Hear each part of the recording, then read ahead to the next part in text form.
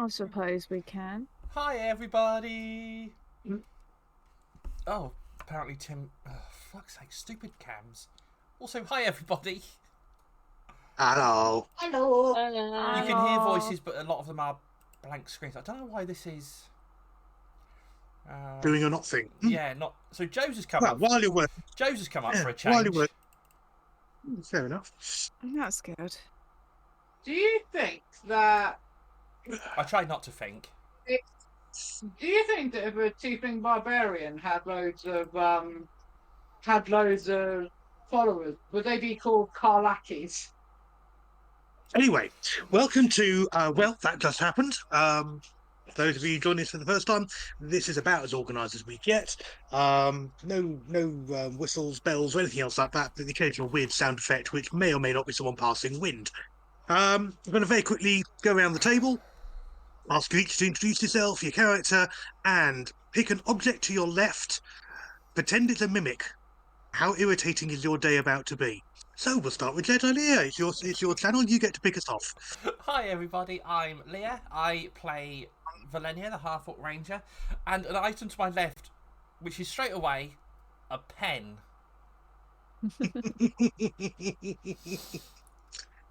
Which makes my day slightly frustrating. Because I'm trying to work out if you press the button on a pen, is it going to be just like a mimic tongue that pokes out? Oh no. I feel sorry for that poor mimic. What? Because I'm pressing Moving it? on. Because I'm pressing its butt. No, probably like if it's like the. Oh. There we go. There we go. We have a record. We have a record. 30 seconds before we make Moon go. Oh, Morgan. Hello. Hi, I'm Morgan. I play Kilima, the non-binary tiefling cleric warlock, and an object to my fuck. I'm gonna go with. Actually, no. I'm gonna go with my antidepressants. You're fucked then. That might actually take my. Soviet pharmacy. Pills take you. Yeah. I must take my my antidepressants. I mean, you can't be depressed. You can't be depressed if you're dead. So in theory, they're quite effective antidepressants. A speak with dead spell may help us dispel that rumor. What if the antidepressant box itself was the mimic and it kept your antidepressant safe for you? That's possibly the most benign interpretation of that I could have imagined. Well done. And it could, when you need to take them, you tell them the time you need to take them, and then they sort of bounce over to you and they go, "It's time to take your pills," and then they present you out how many you need to take. I'm So surprised it by just how comes out wholesome their your mouth. response is. That's weirdly a Kaluma response. Yeah, absolutely. They line them up in order. They even they just look at you with expectancy, and then when you take your antidepressants, they tell you you've been a really good insert pronoun here, and then they bounce away. Really good person.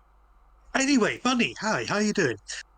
Hi, yeah. I'm Bunny. I play Lord Thorin Amberhammer, and object to my left, the most immediate one is my extension lead tower thing.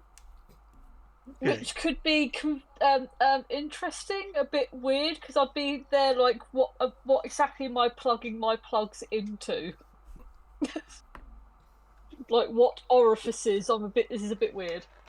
Well, you can just say you can put a bot plug in a minute. Yeah. Basically, yeah, it's that whole just that. It has the potential to get a bit too weird. I hasten to add at this point to anyone listening to us for the first time, no, we're not monetized. Why do you ask? Hi, Moon.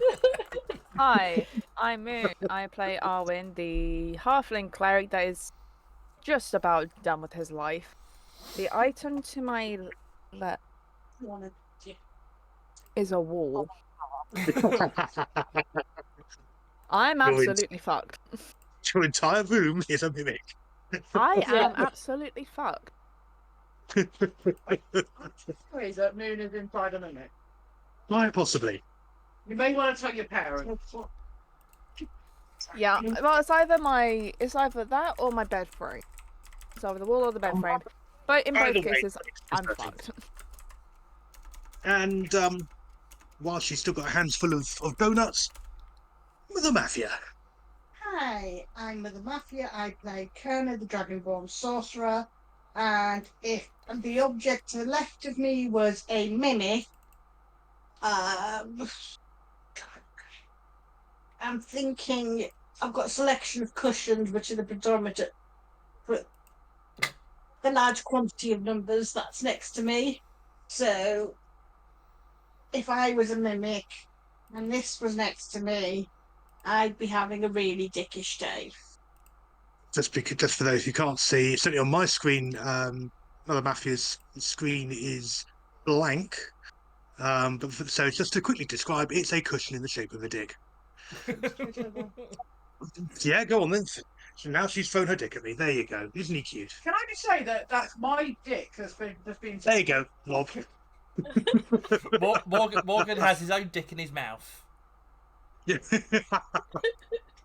And just to round things out and make things fair, obviously I'm Tim, I'm the DM, and the object to my left, that if it was a mimic I'd be in real trouble, is my blood pressure monitor. So yeah. Oh no. Oh no. Oh no. You wrap that around your arm and then you're like, what? My arm gone? Yeah, quite possibly. Anyway, just a quick recap. You are, as the DDC, currently making your way to try and track down the Circle of Rot, a group of trolls led by some that seem to be sort of at least half hag, that have overrun your kingdom, have been burning everything to the ground, seem to be the heralds of an everlasting winter as they work on behalf of, or at least at the behest of, a very powerful archfey. And rather than take the simple route of tracking the path of those who had escaped your last battle, you decided to go the longest, most difficult way possible over the top of a mountain, just in case there might possibly be an ambush waiting for you. Yeah. Anyway, last week here we ended up with you encountering a couple of cloud giants, beating them at a drinking game, and being gently carried by them in various states of inebriation over the top of the mountains, down onto an open patch of ground, still reasonably high in the mountains, but certainly much further down than you were. You're now below the cloud cover, and they have gone scampering, for lack of a better word, back up into the clouds to go and collect their winnings from someone that they bet that you couldn't get past the peak. Long story and very chaotic, and even they weren't very good at explaining it. So just go with it. It'd be fine. Everything's fine. You decided to take a bit of a break. How long that is now up to you. Whether it's a short rest, or whether, given the amount of alcohol and exhaustion you've got, whether you want to make it a long rest, and then basically carry on mid-late afternoon in whatever direction you choose to go. Up to you. I would propose to have the party fully functional. We need to give them a long rest. Sober. Yeah, I'd say Okay. if it's Sober. safe to Sober is do the word so, you're looking yeah. for. Yeah, so This if is we why can you find have a, a slug. yeah, so I think that's a good idea. If we can find a safe spot, we need a long rest. I was going to say, Belenia, I'm never convinced Lauren is ever 100% sober. There is That's that. I think you should be scared if you That's go. I think you pretty should be much terrified. how I. That's pretty much how I play Foreign. It's that borderline. Am I sober? Am I still a bit drunk from a week ago? Here you go. So I've got the map up on the screen now. That should just be loading up for you. And you are roughly... I'm going to ping it on the map, but you're just above, sort of on the edge of that bit on the mountain there. So you're not aiming for the flooded ruins. You're actually aiming for somewhere that's sort of slightly further into the mountains by your last guess. Your original route. Was it pretty much like where I marked them with the writing? You know what? Let me just move that mark down to about there. Okay. If you can see the one that I've just moved, I'll move. There's another mark next to it. I'll move that as well. There you go. There's 2 marks. It's this mark. That's the one. Yeah. Right.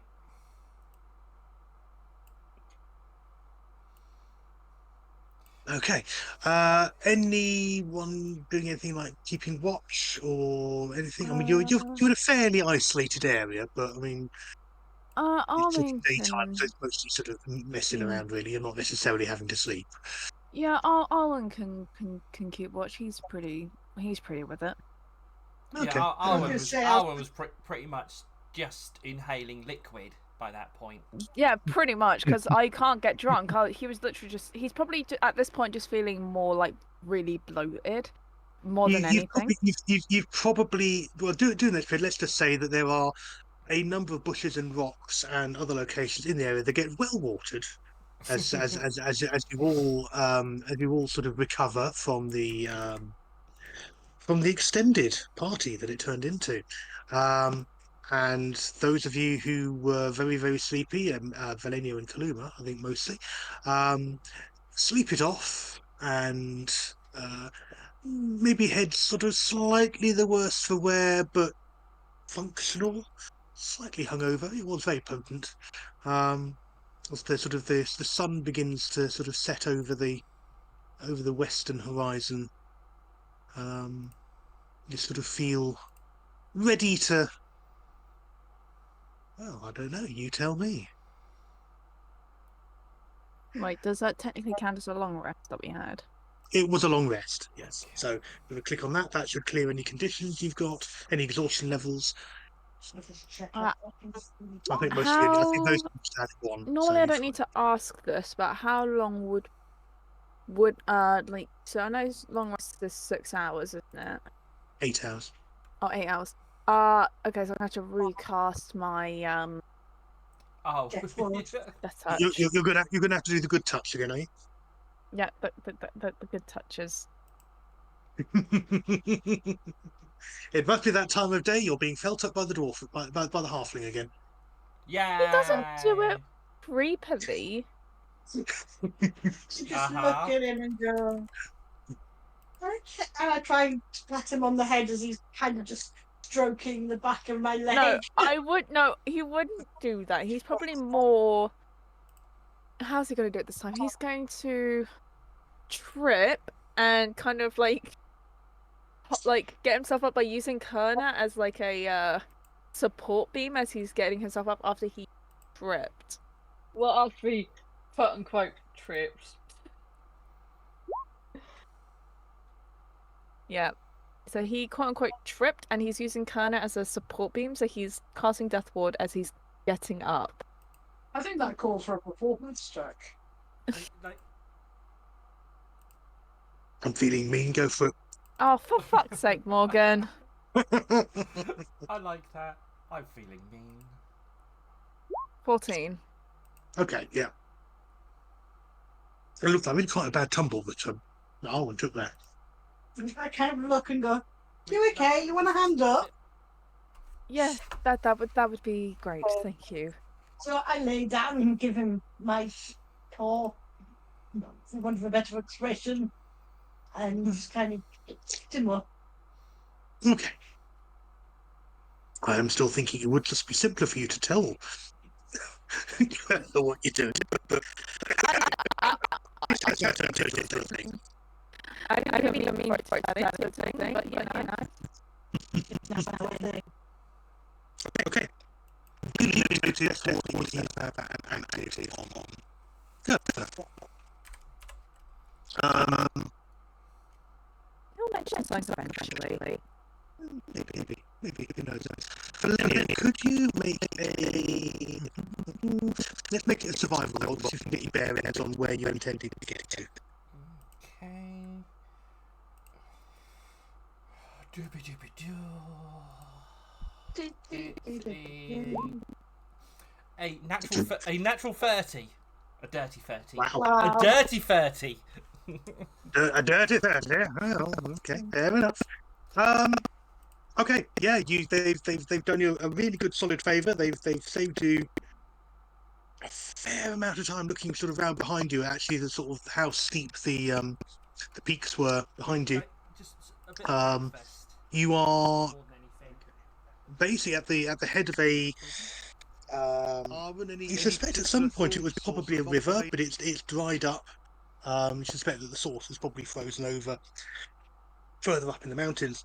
And so technically, by following this route along this ravine, you should be able to make good time in the direction that you're needing to go. And you think from there, once you reach sort of the end of this bit, it's sort of you can see sort of like the landscape kind of opening up a bit in terms of couple. It's all still sort of mountainous and sort of rocky, but it's more high hills rather than sort of the foothills of mountains. I thought you said high heels. No. Um, I had that as well, Morgan. Thank God. am I making sense to what I've said, despite the commentary Yes. from everyone else around me? Yes. Right. Okay. So yeah, leading the way, that's absolutely not a problem. Rough approximate marching order, same as usual. Valenia first, Thorin second. I would say pretty much same as normal. Yeah. Yeah. Fair enough. We'll go on that basis then.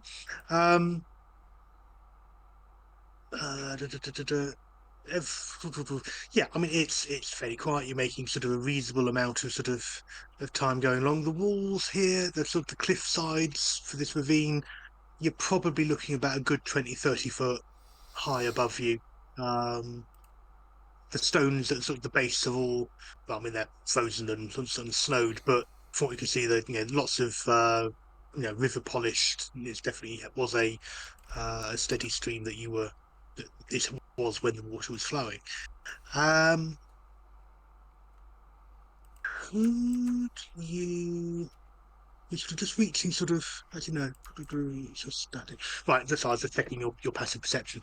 As you're getting towards sort of the tail end of this ravine, you're fairly sure you can smell wood smoke. Okay. I'll pass that on automatically. Is there? Yeah, sort of it smells more like a log fire rather than something being on fire in terms of sort of an open thing like that. So it sounds sort of like if you're walking, if you've ever been walking through a village and sort of smelt chimneys, it's that sort of. Oh, yeah, we get that smell occasionally around where I live, where some people still have the open fires. Anyway, sorry. We I'm get that going. all the time as well. We are way too used to the smell of burning than we should be. And that's just when Kerner burps.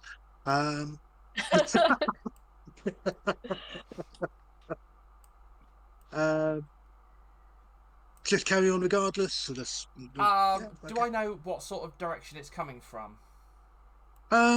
You reckon it's probably going to be near where this kind of ravine opens up into. I mean, you can sort of see there's it's still sort of going back and forth a bit, but you can see what looks like it opening up to the top of what would probably have been a waterfall. And so you think it's sort of overlooking what presumably during normal times would be an amazing view. And actually, if you make a perception check for me, please. Yeah, I'm just deleting some stuff off of there. Perception. Where's the? So, if anybody knows what it's like to stream for D&D, I currently have 6 windows open. Jeez. Not bad. Sorry, what am I doing? Perception. Yes, please. Well, that's a shit roll. That's a 6. Okay, yeah, fair enough. No, nothing that's immediately obvious. One round, you sort of come to indeed what would be the top of this thing opening up to sort of this sheer drop.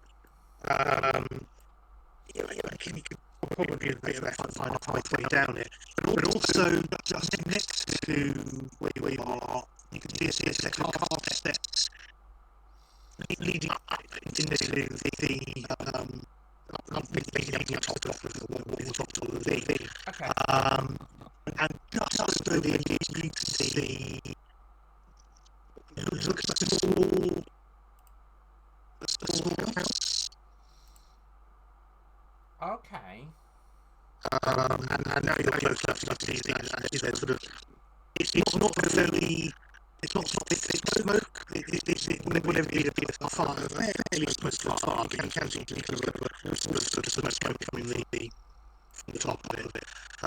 But there's no signs of anyone milling around or anything. There's no animals. All is shut. Don't seem to be any windows that you can see from where you are. So yeah, up to you whether you go there or whether you carry on. Okay. And I suppose you've been travelling maybe about 20 minutes or so. It's gonna sound silly. Does it look friendly? I mean, it's not covered in skulls and Chaos Death spiky bit and painted with blood or anything. It looks sort of fairly modest from what you can see from this angle. Yeah, it's made of it's made of wood. Door seems reasonably sturdy enough to keep out the cold. It's got a thatched roof. There are some flowers near, wildflowers. I think go and have a look. Okay. Being particularly stealthy about it, or are you just sort of going to have a stomp up the stairs? They're sort of carved out of the rock itself. What do you guys think? I mean, you do have the ring if anything were to happen. I do. I'm gonna go. I'm gonna go up slowly, but not exactly stealthy. Okay. What about the rest of you? Are you staying down there for now? Let Valenia have a scout, or are you joining as well? Well, I think if Felenia's got the invisibility ring, let Felenia scout, and then we can come down if things get hairy. Yeah, and seeing how my stuff's not always the best, I'm gonna probably just stick in preparation in case of anything were to happen. Give me a minute. And you know what my stealth's like? I just fall over things. Yeah, and seeing how my stuff's Just not always the best, and Thorin high-fiving at bad stealth. Yeah. What I'm going And to you know what my do stealth's is, as a like? I bonus just fall action, over I things. can create dismiss dragon wings Just and Arwen get and line Thorin speed equal to my high-fiving at current bad walking stealth. speed. Okay. So I'm going to produce my dragon wings Okay. and kind of go about 30 feet up Okay. and just follow kind of behind Valenia just to keep an eye. Okay, but up in the sky. Yeah, How long does that last, or is it just till? it's at will. Okay, fair enough. But you're Colonel, you're not Will. Meanwhile, what about yourself? I'm Is it not the even. stars? No. You... Kaluma's gonna go flying buddy and go. I come with. Okay, so yeah, Valenia, as you sort of start up, you hear sort of two sets of wings sort of unfurling and sort of the sort of the downbeat as they launch up, and sort of the shadows sort of flitting past you as you make your way I up. guess you're the more like dragony wings. Yes. Yeah. So basically, you've got the leather flap, you've got like the leather sounding flap, and then you have the more feathers. Yes. Yeah. Okay.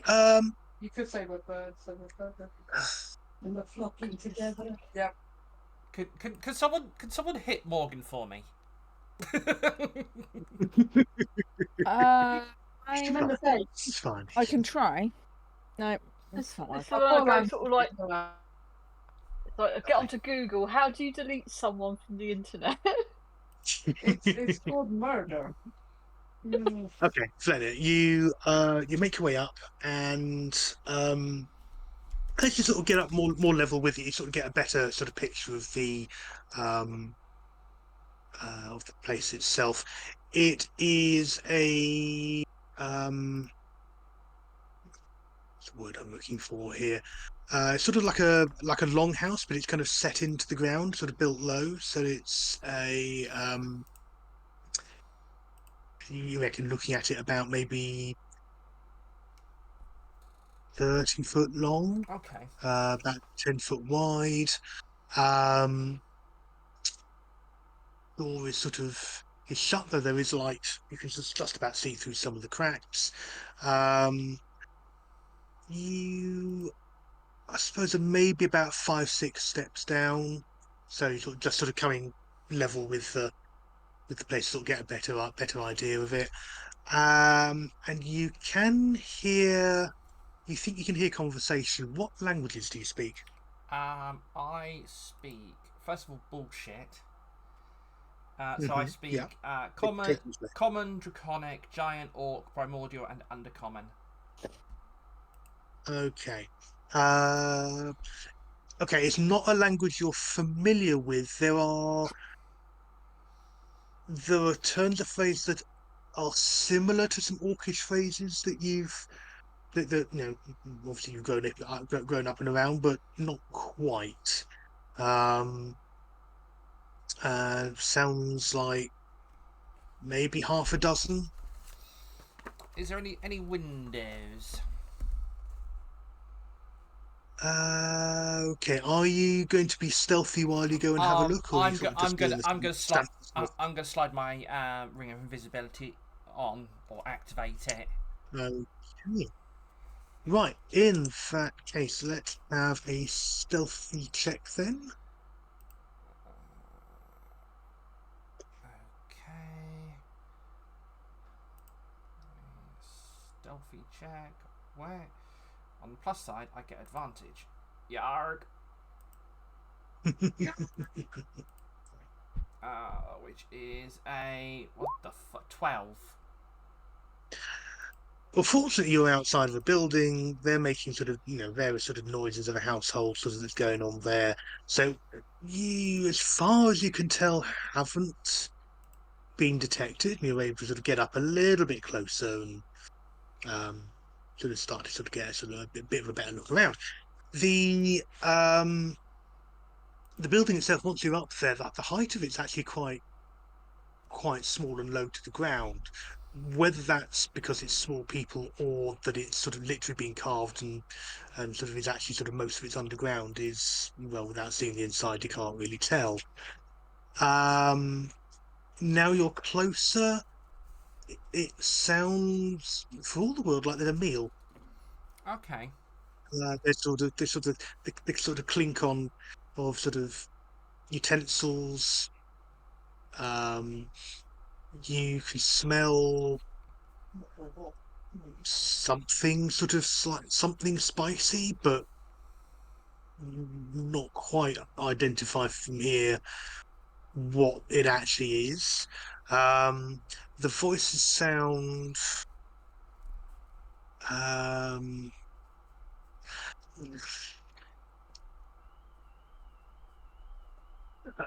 they don't sound sort of angry in any way. There's not sort of there's no sense of urgency to sort of the chatter back and forth. Okay. Yeah, I mean, looking across the ground, sort of it's basically carved out of here. You can see there's sort of a little sort of pathway heading off. What looks like sort of a fence, but it's just round the corner. So you can't see what's presumably something. It looks like something that might be used to pen something. I'm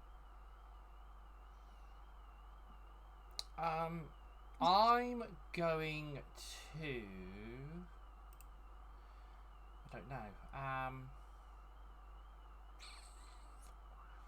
Because we're up, would we have a view of what's in that pen?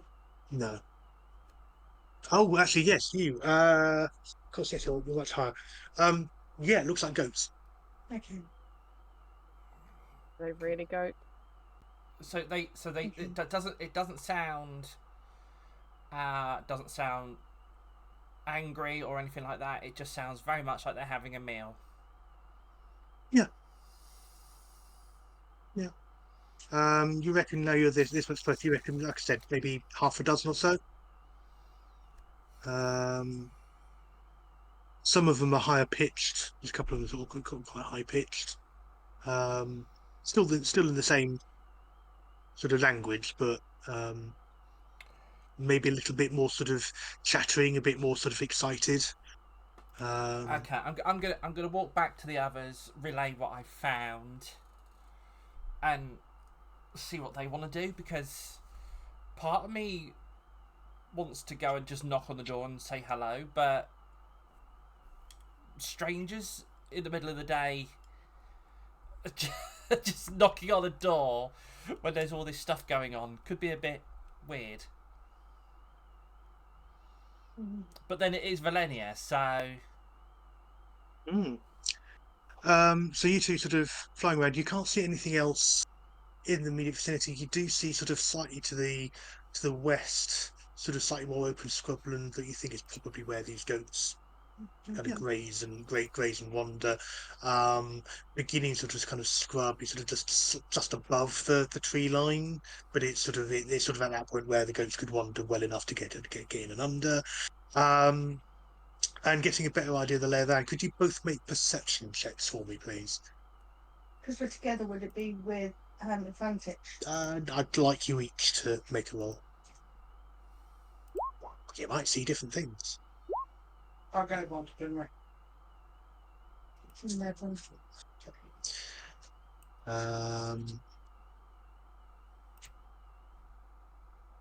Okay. You can sort of see from here, sort of between the pair of you, as you're comparing notes, sort of two ways forward. Towards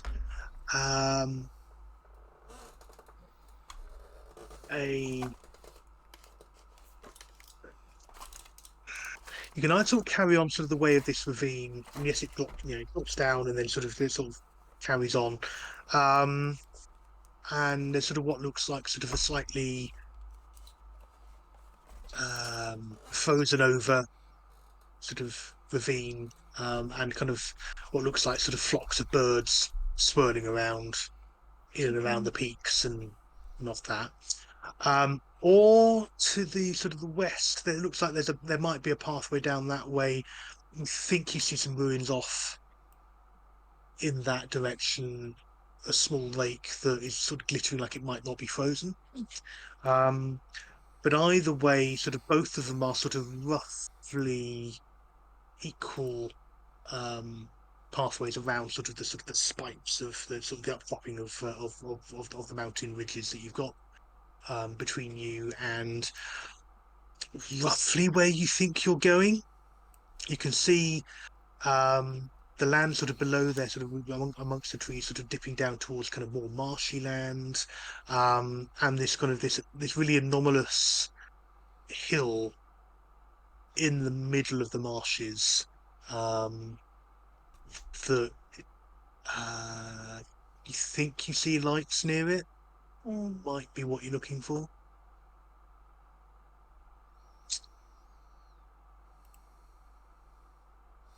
And you guys also see that Valenia is sort of walking back down the steps to rejoin everyone.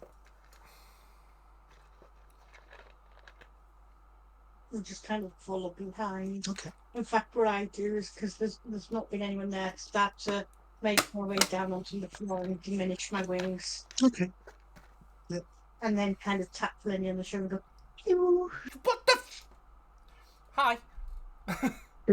Kalima's going to soar down, do a superhero landing in front of Valenia. Fair enough. I should be like, can you not?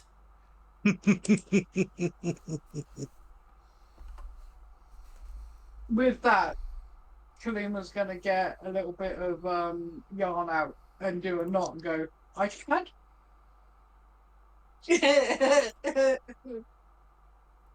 Valenia's just gonna So- shake her head and just. Fair enough. So, what do you? I'm going to pass on what I've seen and it seems quite peaceful, but it's not a language I recognise. But we could always go and knock and see what they're doing. Maybe they need help cooking. It sounds like they've already got food on the table. I mean, if we wanted to be discreet, we could always say that we need directions. That's not a bad idea. Or say we got lost and ask where we are. I might be bad with interacting with other people, but even I know knocking on people's doors in the middle of nowhere at the middle of the day is a little strange, so to speak. Yeah, it's about 5 o'clock in the evening. The light's sort of really quite faded now. Okay. I'm just gonna. Yeah, I think. So, should we just knock on the door and just say hello and say we're lost? And we're trying to find. They might have information on. They might have information on the Winter's Night.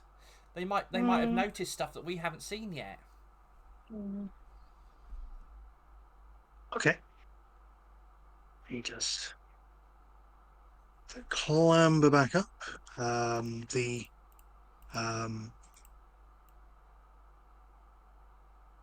stairs are not particularly difficult to traverse. So I was looking for something which you decided to disappear. That's a good start. Yeah, with it, not particularly sort of high, not particularly sort of difficult. Who's gonna knock? Who's gonna knock? Of course you are. Okay. There's sort of a rapid sort of raised voices. What languages? Obviously now you're near. What languages do you speak? Common, Draconic, and Infernal. Okay, not languages you recognise. Kerner? Common, Draconic, Infernal, and Primordial. Nope, nothing you recognise. Arwen? What languages? Languages. Yeah. Celestial, Common, Elvish, Halfling. No. And Thorin? I got Common, Draconic, and Dwarfish. Okay, yeah, no. So none of them are. None of it's a language you recognise.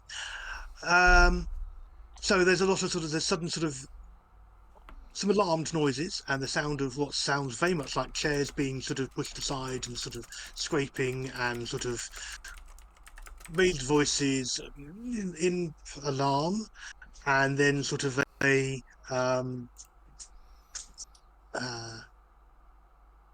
little window. There's sort of that it's the sound of a latch.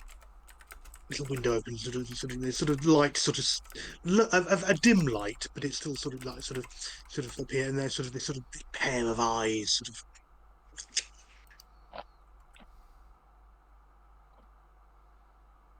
Oh, travelers, it says in Common. What do you want? I'm Kalima. How are you? Well.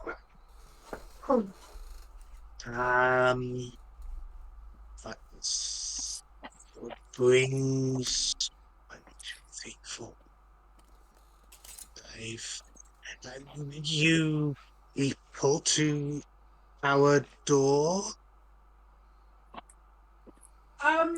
So funny story. We're lost. We may have taken the wrong turning, possibly. Okay. I was just wondering, seeing as you appear to be living in the area, if you could help us find something. Our Lady, our Lady Firehair of the Mountain does command us to help those in need as she once did. Yes, one moment. Several bolts being sort of unlatched, and sort of the door sort of is cautiously opened to reveal a aged goblin man, sort of standing there, sort of wearing crude but reasonably sort of well maintained jerkin trousers, clothing. Behind him, you can see, without even having to peer very much, another uh, another 3 adults and a couple of uh, youngsters. And as surmised, you've interrupted them at their evening meal or afternoon, or technically as their nocturnal, quite possibly their morning meal. Um, there's a fire going. There's a big pot going. There's a staircase leading down into what is presumably a cellar. And as surmised, this is a longhouse that's been built into the ground, rather than sort of projecting up above it. And it's quite a sort of a waft of warmth that sort of comes through from it. Seems to be quite well insulated. Thatch is in good condition. Um, they've got sort of a sort of bit of knives and swords sort of to hand, but sort of as the fight's broken out, you can see sort of swords being kind of sheathed and wood cutting axe sort of being placed back against the wall, and sort of the kids sort of peering out from behind sort of a couple of the mums sort of. They all look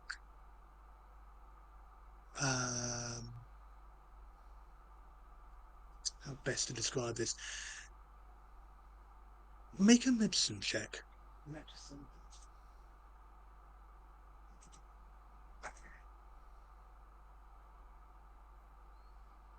Okay, yeah, very good. Okay, so it all looks like they have, at some point in the last couple of years, have been through something fairly traumatic. Some of them have got sort of deep scars, that have healed reasonably well, but looked like at the time they were probably quite horrendous. Some of them have got sort of the marks of where maybe there's been infections that sort of weren't treated immediately, and sort of they've still got kind of the pocking from those. And there's a certain there's not literally one behind sort of the one of the women, sort of the arms withered. Just kind of tucked, just bound in a sling, sort of just as part of that. And they sort of, yeah, they can just watching very cautiously, sort of the guy, the one who's answered the door says, I'm Janai, and he catches his breath when he sees Thorin. So, was that his name? Jenny, yeah, Jenni. Jenni. Yeah. And yeah, he just does a bit of a double take when he sees Thorin, and then sort of the eyes narrow, and then he sort of says, "No, just sorry. I had a for a moment I feared your companion was one of the deep dwarves. No, but he's not. So, friends, welcome. Come in out of the cold. You're Um, you're an enemy of the deep dwarfs, I take it. they they they captured our tribe, and forced us to work to dig, and um, and when they had found what they and their floating masters wanted, they they left us as a sacrifice. But the um, Firehead Lady of the Mountain came upon us and freed us and bid us to leave and do no harm. And so we do. And he kind of gestures to this sort of little votive statue that they've sort of got, maybe about sort of 4 or 5 inches high. There's just a little alcove in the wall that just looks like a robed woman with sort of flames for hair. It's sort of carved where there's like a little tea light behind the pointy hair. So I've just got an image of a female version of Hades from the Hercules. Um, I'm I'm gonna sort of like I'm gonna like lower down to their level, so they're not straining their necks up Mhm. and just being like, Yeah, you sort of have to sort of bend over a bit if you're coming into the house. It's a those yeah, I'm ceilings. gonna basically sort of like basically go down on my knees. Okay. And look around and just go. Your little symbol of devotion is. I believe your lady would Would appreciate it. Yeah, we think so too. She came from nowhere and freed us and asked nothing of us and and swelled with heat in the coals that saved those of us who survived and she gave us food and shelter and told us to go and live um and we did, and we have kept her memory since, um, and yes, yeah, our Lady of the Mountains.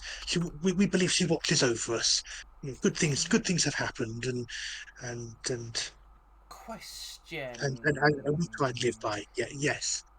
Is the carving anybody that we sort of might recognise in a way? Um, Does it resemble? make an insight check.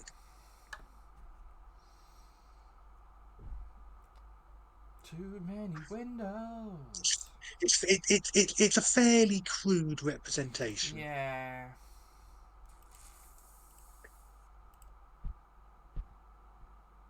It's a 7. It's a 20. What the fuck? It's a 28. Wow. Wow. Oh. Wow. Okay. There's obviously just something about the way that that catches maybe the light and sort of the tea candle and the shadows. Um, I mean, it puts you in mind of puts you in mind of a Genasi. That kind of flame hair sort of reference. Um, I mean, from the way they're talking, this was a couple of years ago. Um, so it probably isn't Katya. Um, I mean, it's a fairly sort of um not idealized, almost abstract. It's literally he's a shape that looks vaguely like a person, and it's sort of been carved to have this flame-like head, and sort of then the candle behind it to sort of do that. Um, but yeah, I mean, with the light in the right direction, it could be Katya, but timings don't seem right. I'm not gonna push it. I just thank you. Thank you for your hospitality. Oh, you're welcome. We have food. We have curried goat, and we have stew in the vegetables, and you are welcome. You're welcome to sort of join us as we break our fast and prepare to sort of enjoy the quiet of the night. Now that things are a bit quieter. I know you have your own lady, but I would like to call upon the sovereign host and my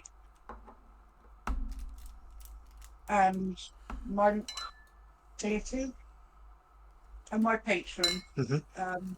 girl on to always keep an eye over you all.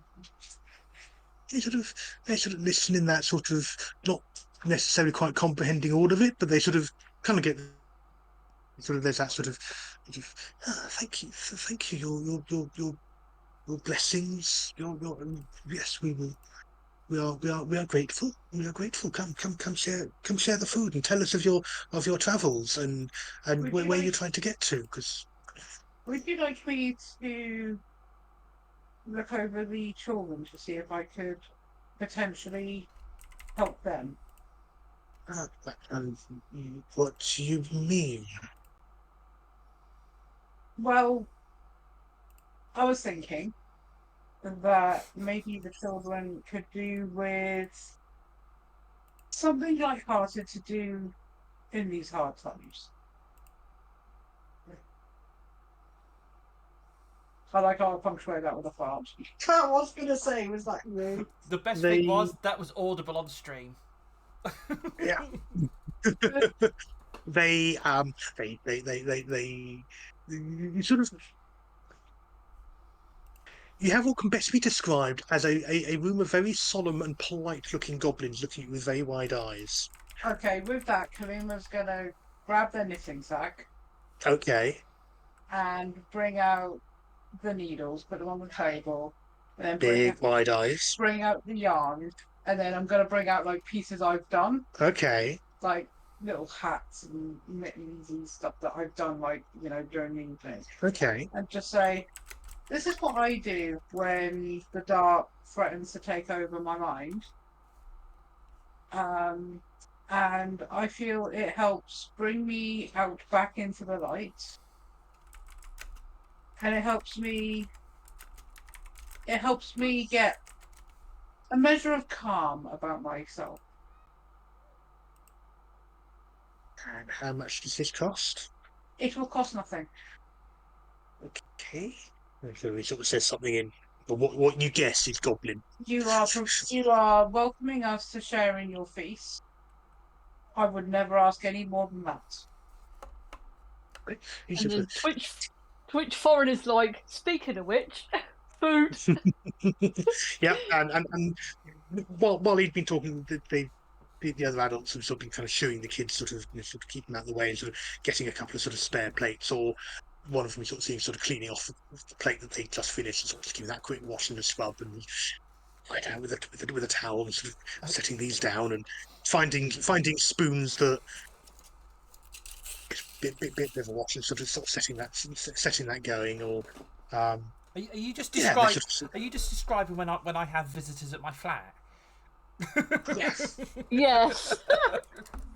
Quickly run around and find things. surfaces, things, and yeah, they're ladling out. They sort of look at each of you in turn, sort of ladle and a bowl.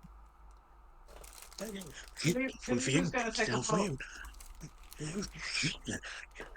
Looks at you in turn. Everyone taking some, or anyone No, I'm being polite? I'm going to say thank you, and I'm going Grandma should be praised. Thank you very much. I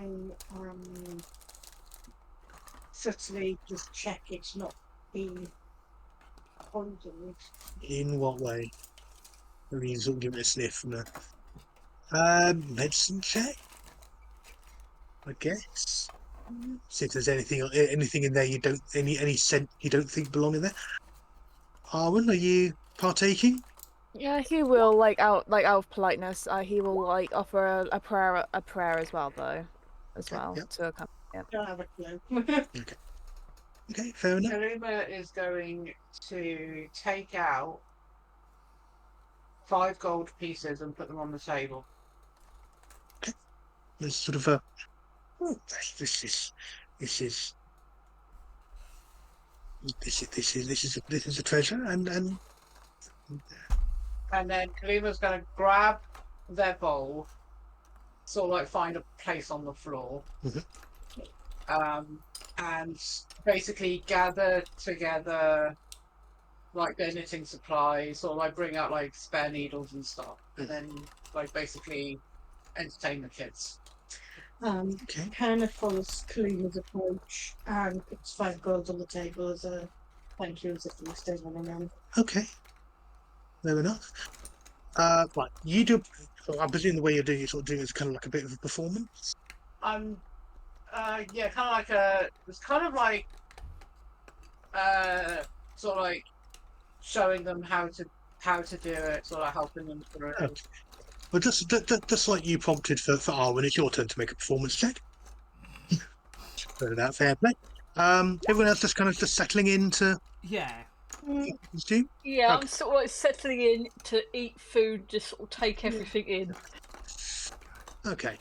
It's maybe not as much flair as you sort of maybe have thought of in your head, but you don't drop any stitches while you're doing it, and you're showing in the basics. But These are sort of like drop stitches. and then there's sort of the kids sort of they're sort of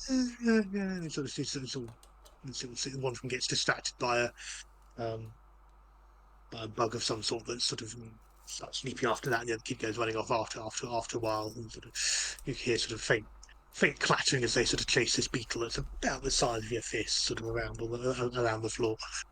I'm going to.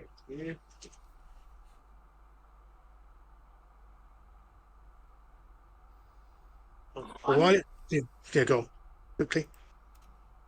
I am going to. Let me just see how long. I'm going to cast Speak with Animals and speak to the bug they're chasing. Okay.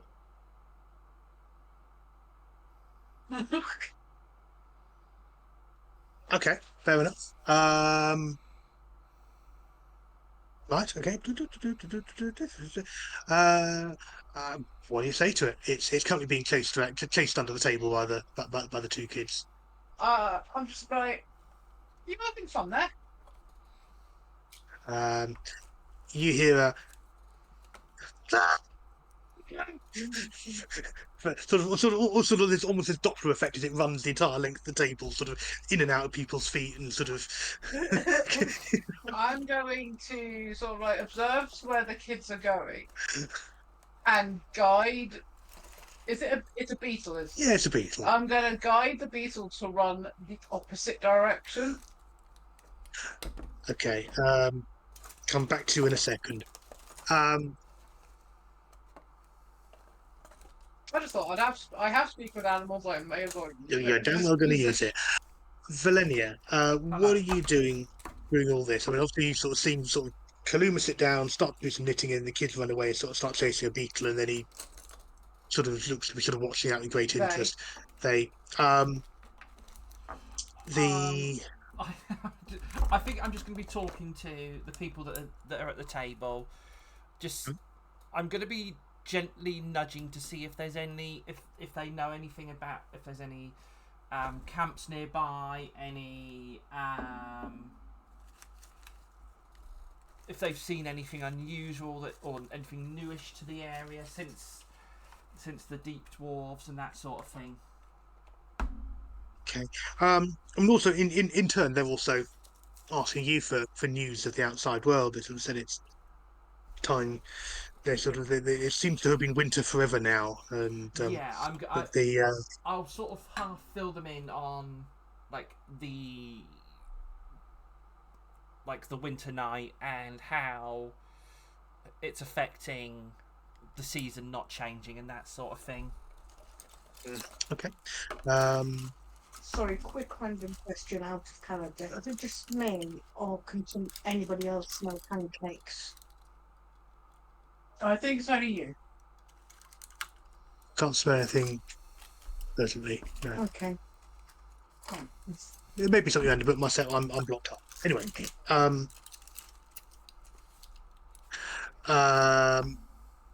mean, yeah. So they sort of, eyes increasingly wide as you sort of start to talk of this thing. And I think when you mentioned the trolls, you sort of see sort of nods and sort of concern, and they sort of said, yes, the floating ones. They spoke of the trolls, and they took the eye to them. Took the item. The eye to them. Oh. And he sort of looks at you sort of, perhaps our families lived here, well, as long as anyone can remember, father's father, and in times gone by we knew of how to describe people like yourselves, had sort of, and the red beards here, in and out of the areas, looking for crystals. We have sort of the sky crystals, the spell shards, and they wanted to know of. There was a story of when the dragons fought and the dragon Kyber was shattered, and his body fell deep into the depths of Kyber, that is where, for most people, the only place to find the deep dark crystals that your people for hundreds of years have needed to power mighty magics. But we knew of a lake near us that had these on the surface. They were easy, and so we were able to make time trading for a while to people searching for these crystals and deposits, and make a living on top of any kind of raiding or anything else, or any trade that we did. And as my great great great grandfather told the story, gone to Dolhur now. He told of people who came in a flying ship and spoke of the lake and offered money and services to be shown where the lake was, and we did not we did not want to do so, but they had soldiers and wizards, and they were mighty, so we showed them, and their leader had an idea that there was some deeper cave, that this was just the outskirts, and he talked of something that he called the Eye of Kyber, the Eye of the dragon itself, maybe. And he and his wizards descended into a grotto and found this eye, and were overcome. His wizards were warped and changed into strange creatures with single eyes and the ability to kill at a glance. And he was injured, and he fled, and his troops were scattered as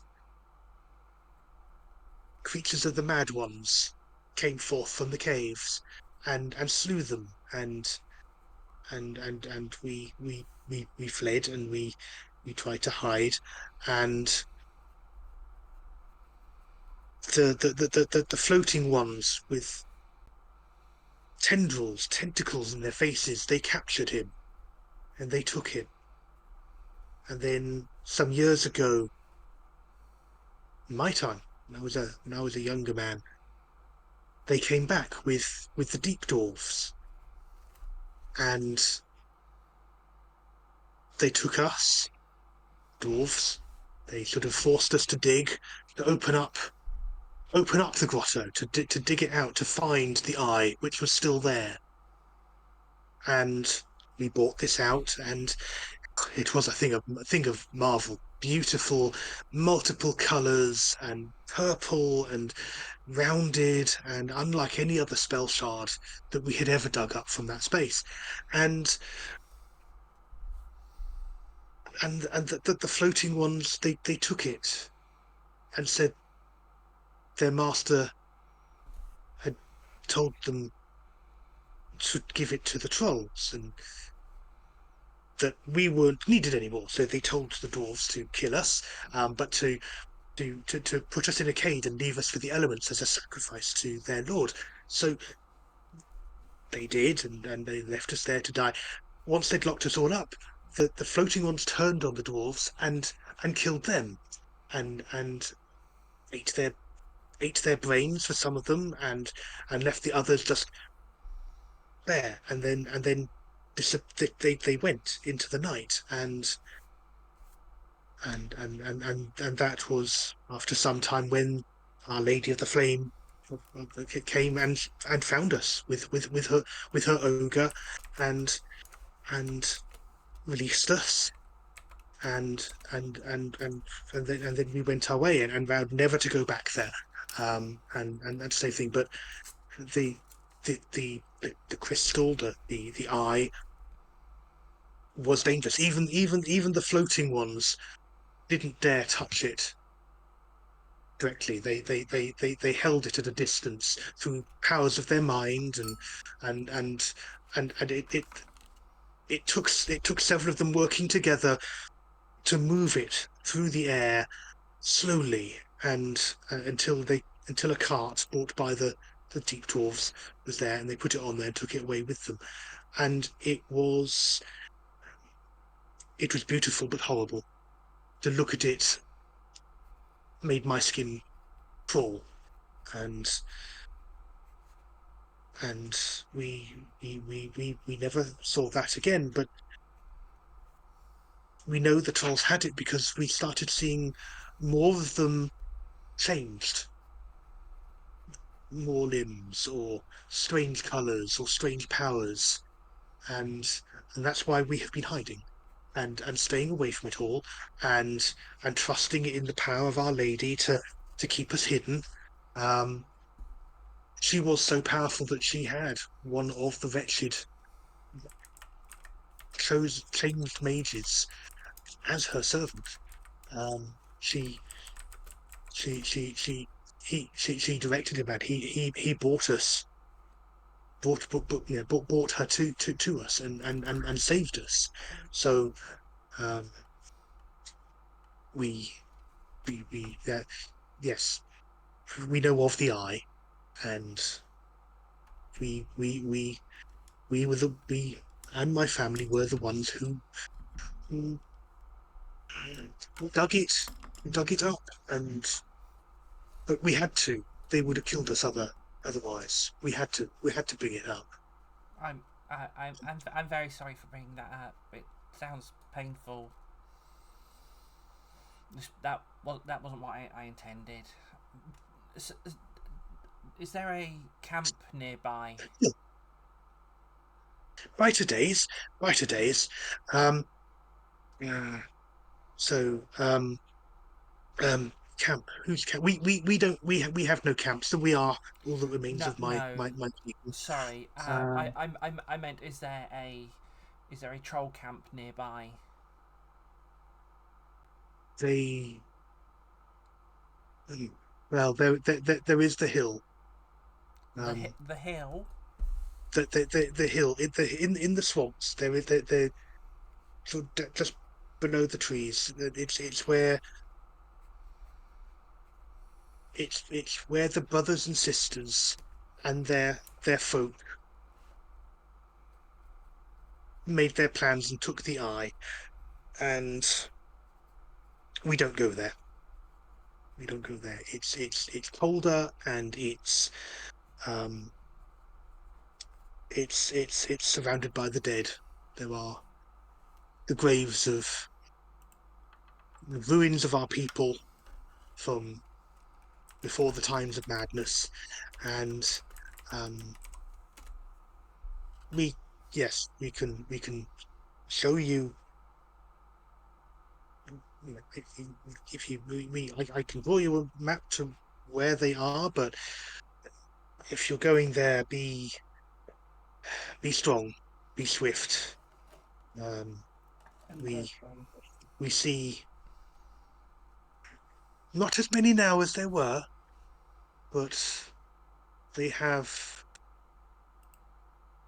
they have trolls who are rotten and still move, and they smell bad even from a distance. And I we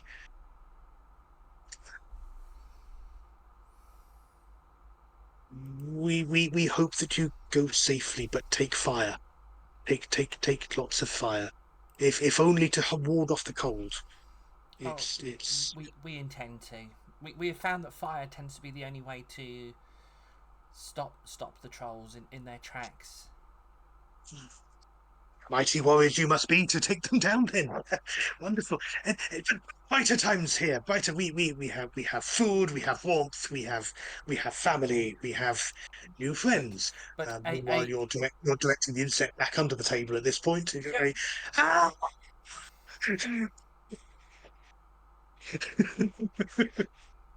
It's a fucking whale of a time, just, you know. Yeah. Sorry, Vernia, back to you. Ken is just making lots and lots of notes, and then goes, "Hang on a minute. Quick question. If your flaming lady has one of the weird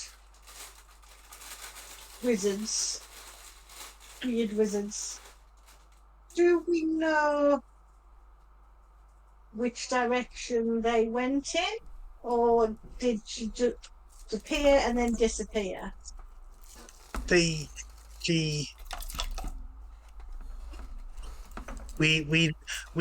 left first, but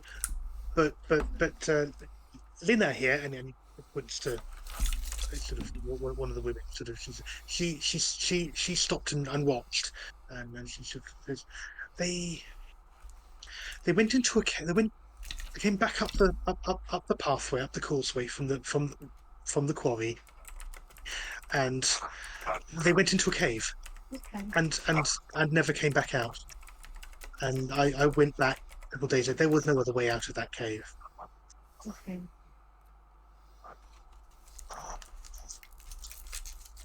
Well, no. There were crystals, but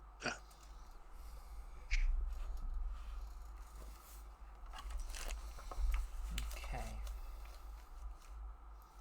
At which point I lean up to Lenya and go, right.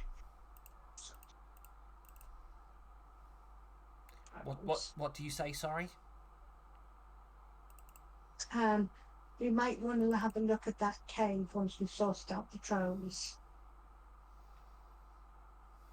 Yeah, that sounds like something that could be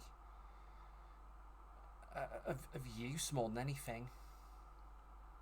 Yeah, I'm just thinking if she has one of those wizards, it could be one of the people who could help with that part of the story, following the conversation around the three people and taking that Lavinia's night and taking his head and having to be reunited and understanding all three and the bringing of three. insect has got to the end of the bug has got to the end of the table. Kids are about halfway down on the right. I'm going to tell him to dart out the left and, like, run backwards. Back the way. What? Way came. Yeah. Okay. Yeah. You're not quite sure what he's talking to, but that bug comes shooting back the other way while the kids are running up that side. Okay. Going. Somewhere safe. I need somewhere safe. I'm safe. Can you see somewhere safe?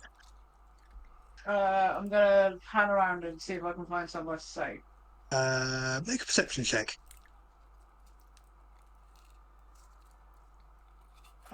Perception.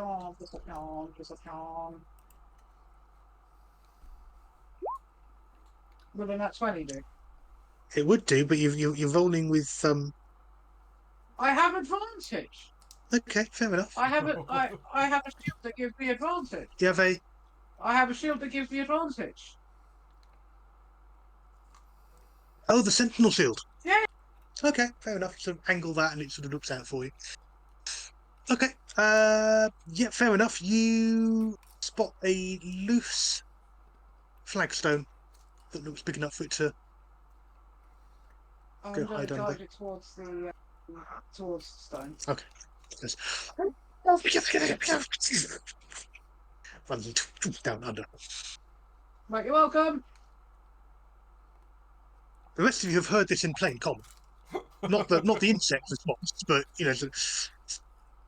make of that what you will. We all just looking up. It's Kalima. Yeah, the goblins are looking slightly bemused, but no. Why have I just got an image of me saying, go to the flag, like, go to the stone? And Thorin goes, okay, and just walks out. Why not you? um, and certainly the sort of the meal itself, apart from obviously where you've been finding for information, is pleasant. It's sort of filling enough. It's it's a good hot meal. And sort of towards the end of it, sort of a couple of the other goblins sort of gather up the kids and again they're speaking in goblin, so you're not quite sure what they're saying. But as they're sort of ushering them toward the door, you sort of get the impression it's maybe they're going to go take the goats out, or sort of set the goats out to grazing or something. And they sort of kind of bustle out, and there's that kind of blast of chill air as the door opens and then sort of shuts behind them. They're all sort of wrapped up against the cold, and off they go. But yeah, sort of starts to wind down and sort of looks around expectantly at you.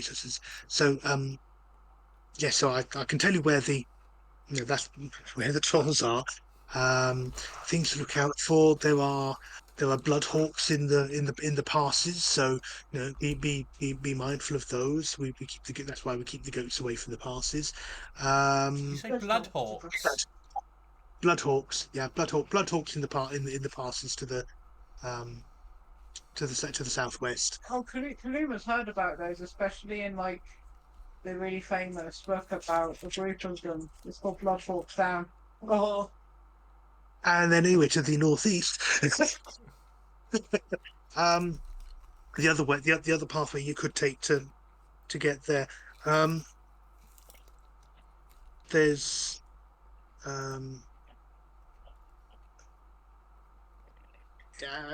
sort of tumbled stones. We think it may have been an old palace and or something of our forebears. We don't know what it was. There's a few sort of stones and bits of wall, and scattered graves, old graves. But we've seen shapes moving in the graveyard. So take your chances, or I guess find another way. And but that's at least what's what the things I'd point out in the immediate area was things to look out for. But if you bring your map out, he's at least able to pinpoint where the hill is. Okay. I shall ping it on the map now while I think about it. Give me just one moment. Will kind of heard of Bloodhawks as part of their reading and training.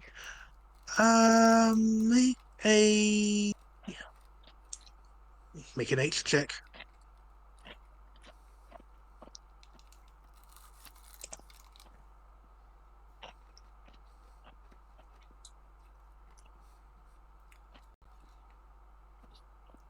So we think it's all in this area.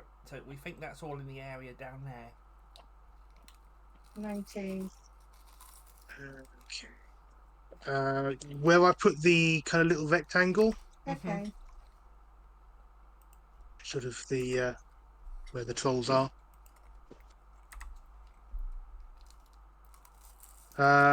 So yeah, you have heard of them. They are they're quite aggressive. They're sort of crimson feathers, really aggressive sort of birds of prey. They'll really much attack anything. Got dagger-like beaks. They usually flock together in quite large numbers, so they usually attack as a. There's stories of sort of merchant trains sort of being sort of attacked and sort of stripped to the bone by sort of the sort of the hawks, sort of literally sort of pecking straight through people's armor and sort of reducing sort of grown men to scattered bones in minutes.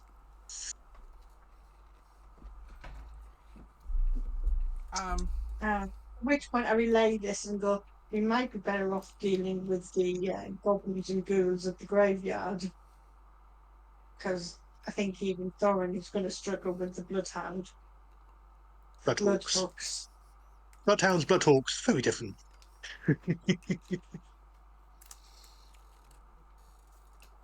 Yeah, I like my limbs attached to me, thank you. I think probably going past the graveyard is the probably the easiest route. Okay. Yeah. And At if it, least forewarned by it, you've got a better chance of avoiding. and sorry, yeah, and at least if we're going through the graveyard and it is undead, I go, and if it's more ghosts, at least we've got clerics with us. Mm-hmm. Can't be any worse than Kemsler, can it? Hopefully we won't end up with a high Kaluma. I'm sorry, a what? Never mind. Want to know? Remind us to tell you that story when we get back. And I will not ask you to remind me. I can sum it up in very easy terms. He was a Right. Kemsler. No, I'm on about Oh, Kemsler. right. So Things all about. Kemsler was a was he an alchemist? Yeah. Yeah. Kemsler was an alchemist that was dead, but was too stubborn to die and became undead. And there was weird pink powder, and Kayluma accidentally inhaled a load. When you say accidentally, do you mean accidentally or accident? No, they. Well, it was more probably them. Well, accidentally them being cack-handed and clumsy, just ripped a thing open and it all just went everywhere. I found an envelope and thought it would be important, but it wasn't important. It had a bunch of powder, and I don't remember much after the powder. Tell me how everyone managed to survive this long before I joined. We weren't high. I'm dwarf. I'm usually too drunk or stupid to die.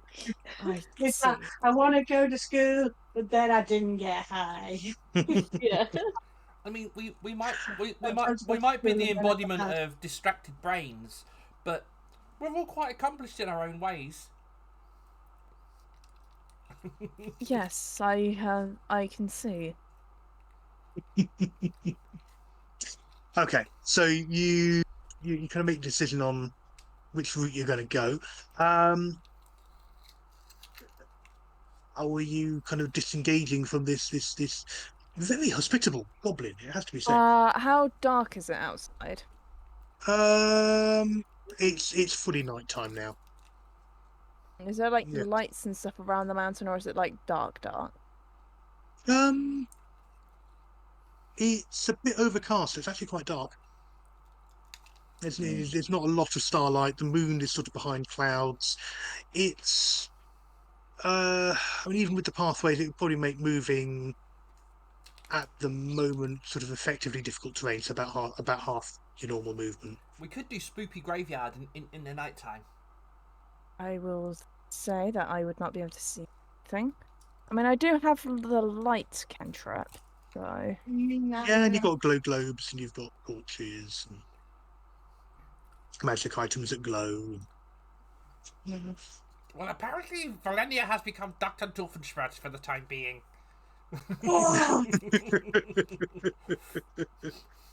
Fair enough. Tell you what, 4 o'clock, hour and a half in. Should we just have a quick sort of tea and coffee break? Come back in 5-10 minutes. I think that's a good idea. Okie dokie, I shall set the kettle on. Okie dokie. We will be back after the break. Thank you very much, everybody. We will see you very Oh soon. dear. Please come again. This is the we are streaming a live Anita, and if you are a transgendered male, we would like to add that we do not provide the defibrillator anymore.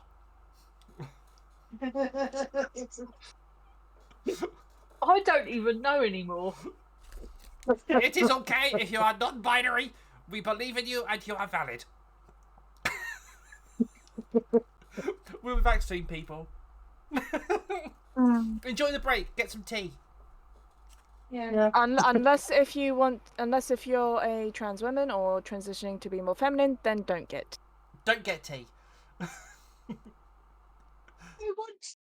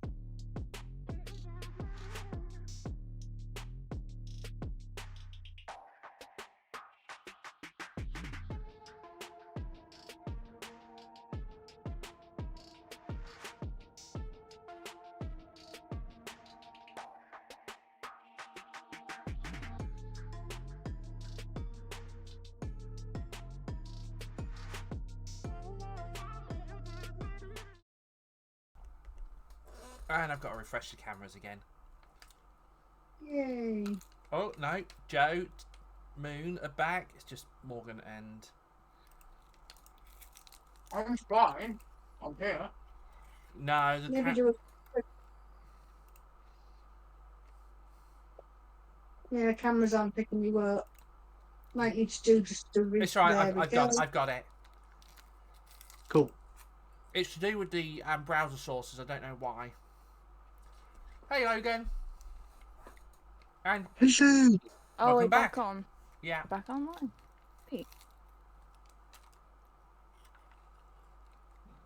Right. Okay, welcome back, everyone. So, quick recap for those who weren't with us. You were traveling through the mountains. You found a small longhouse, kind of set into the side of, or sort of base of sort of one of the edges of a dried riverbed, and encountered a small family of goblins who tell you how a few years ago, they were a little hazy on just how long ago it was, they had been part of a effectively press gang, slave gang, forced by Dwager to dig up what you fairly well believe to be the Eye of Kyber, an enormous Kyber crystal used in enchantments for as the focus for bindings of elementals and spirits and all sorts of sort of powerful, potent magics. Possibly at the sort of the sound of that's sort of the at the same place where the Taliesin de Livendar had met his end, and how they had been rescued by a mysterious lady, spirit, hard to tell, accompanied by an ogre, the lady of the Lady Flamehair of the mountains, and they were honouring a promise made to that being to live in peace and to keep safe, and so they could have been basically been herding goats in the area and keeping very, very quiet and out of the way of the trolls. And they had given you some hints and clues about potential hazards between where you are now and the mountain, the hill rather, which seems to be the base of operations, the lair, whatever it is, of the Circle of Rot. The trolls who have been leading and causing so much trouble for you all. And you were sort of just in the process of saying your goodbyes and gathering yourselves together and getting ready to head out into the night. Just before we do that, with the extra information we've had around the eye, does that jig anything else loose in my memory about that type of a kyber crystal and any weaknesses or anything I may know that we can use to overcome it? Make an Arcana check. Take a drink.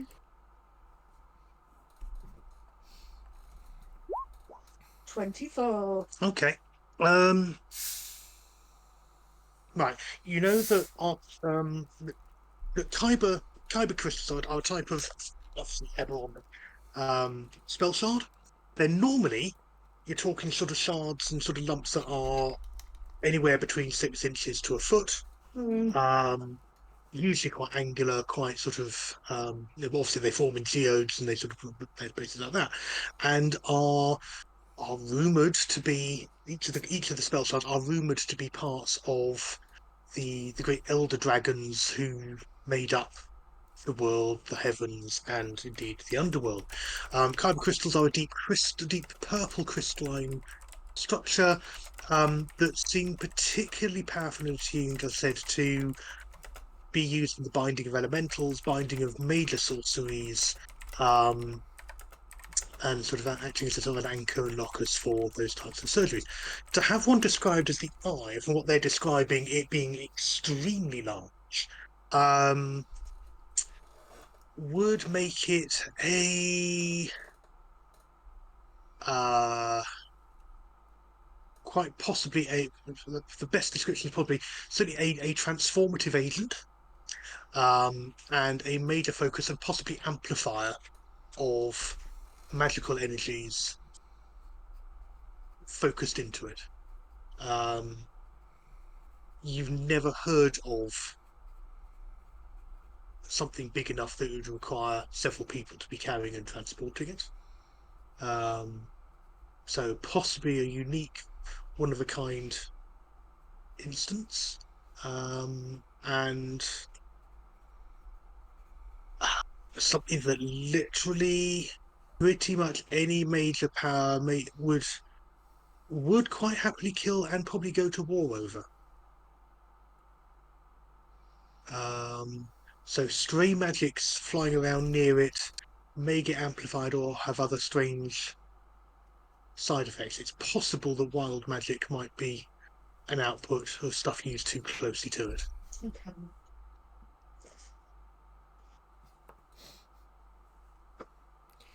Oh no, who would use magic next to that sort of thing? I wonder. I have no idea what you're talking about.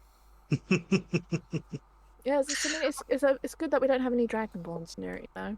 Dragonborns that are known for blowing things up and almost killing parties. And siblings. Sorry, pots. So I'm assuming I assume Kaluma's on next on the hit list. Right, okay. Do I know of any way to shield against it? That's all. You just have to be careful. Okay. You've never encountered anything like this, and it's I think about it and I kind of send a message to it, kind of call on the table. We were supposed to give that dragon kind of the foils from the hags. Maybe if we can capture this eye thing, we can give it to the dragon to look after. Because nobody's going to take on a dragon willingly.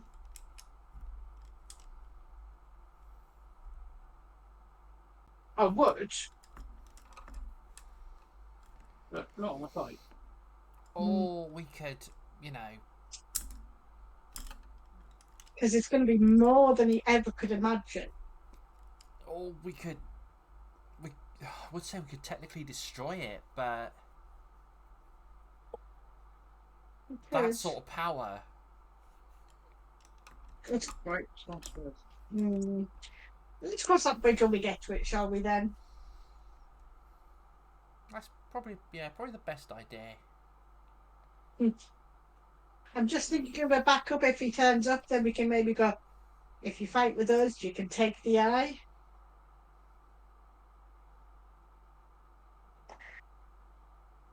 And if he refuses to take it, we know it's not good.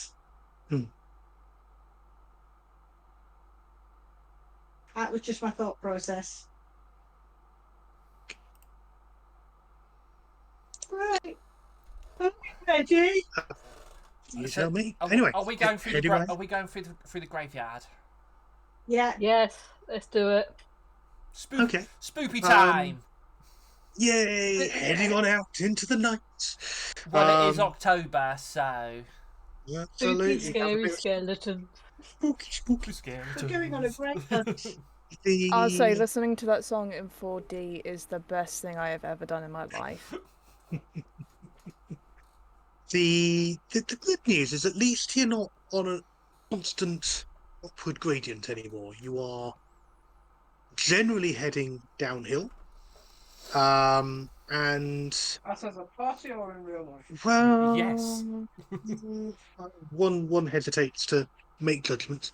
And you are able to make fairly quick time to this kind of sort of open open plain. You can sort of see just ahead of you a small lake, lake pond, more like probably. It's not actually huge, and a variety of markers and mounds of presumably earth and cairns and things like that, and a sort of a tower and various sort of um, bits of stonework, sort of just on the rise as you're looking up to it, and as what becomes no surprise to you whatsoever, as you'd already sort of looked ahead and sort of seen it, you can see large figures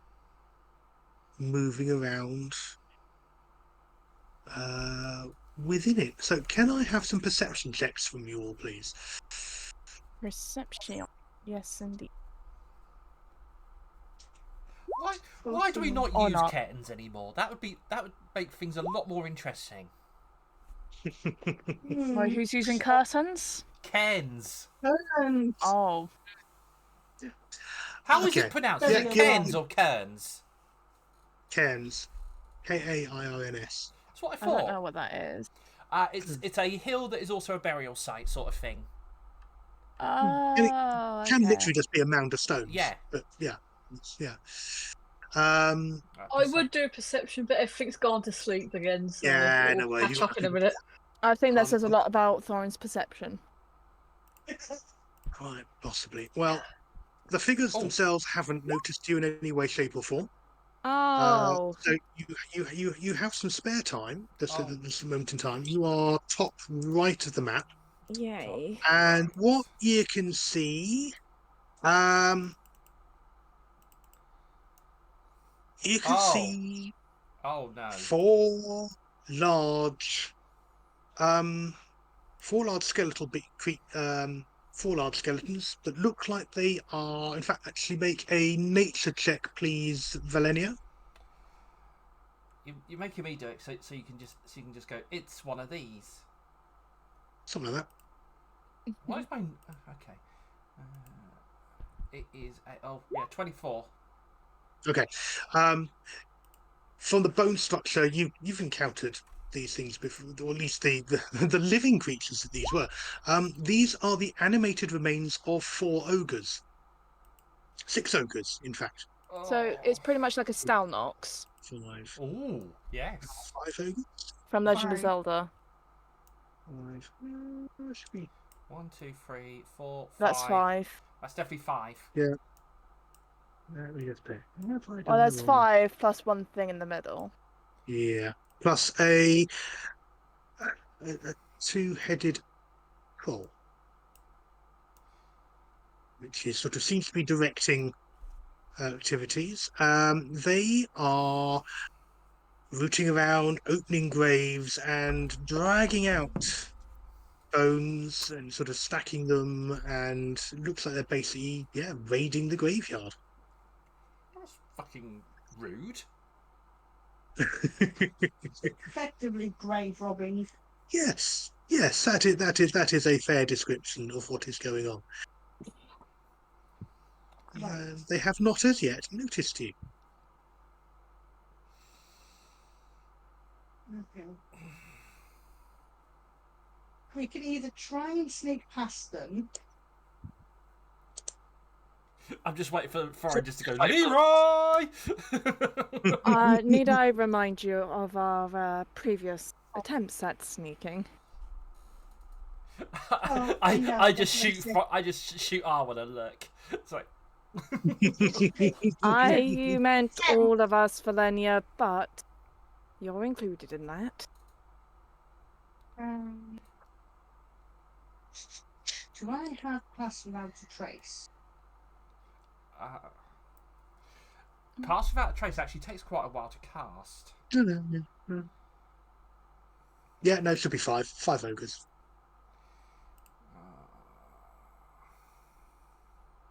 Well, I don't know because it's definitely not a sorcerer spell. Pass Without a Trace is a rogue and hunter spell, a ranger spell. Okay. I'm just trying to see if I got it. I do not. I've got hide in plain sight, but not pass without trace. Oh well. Okay.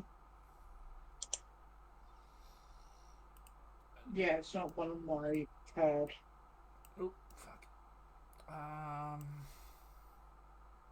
What do we want to do, Clan? Give me a minute. Let me just.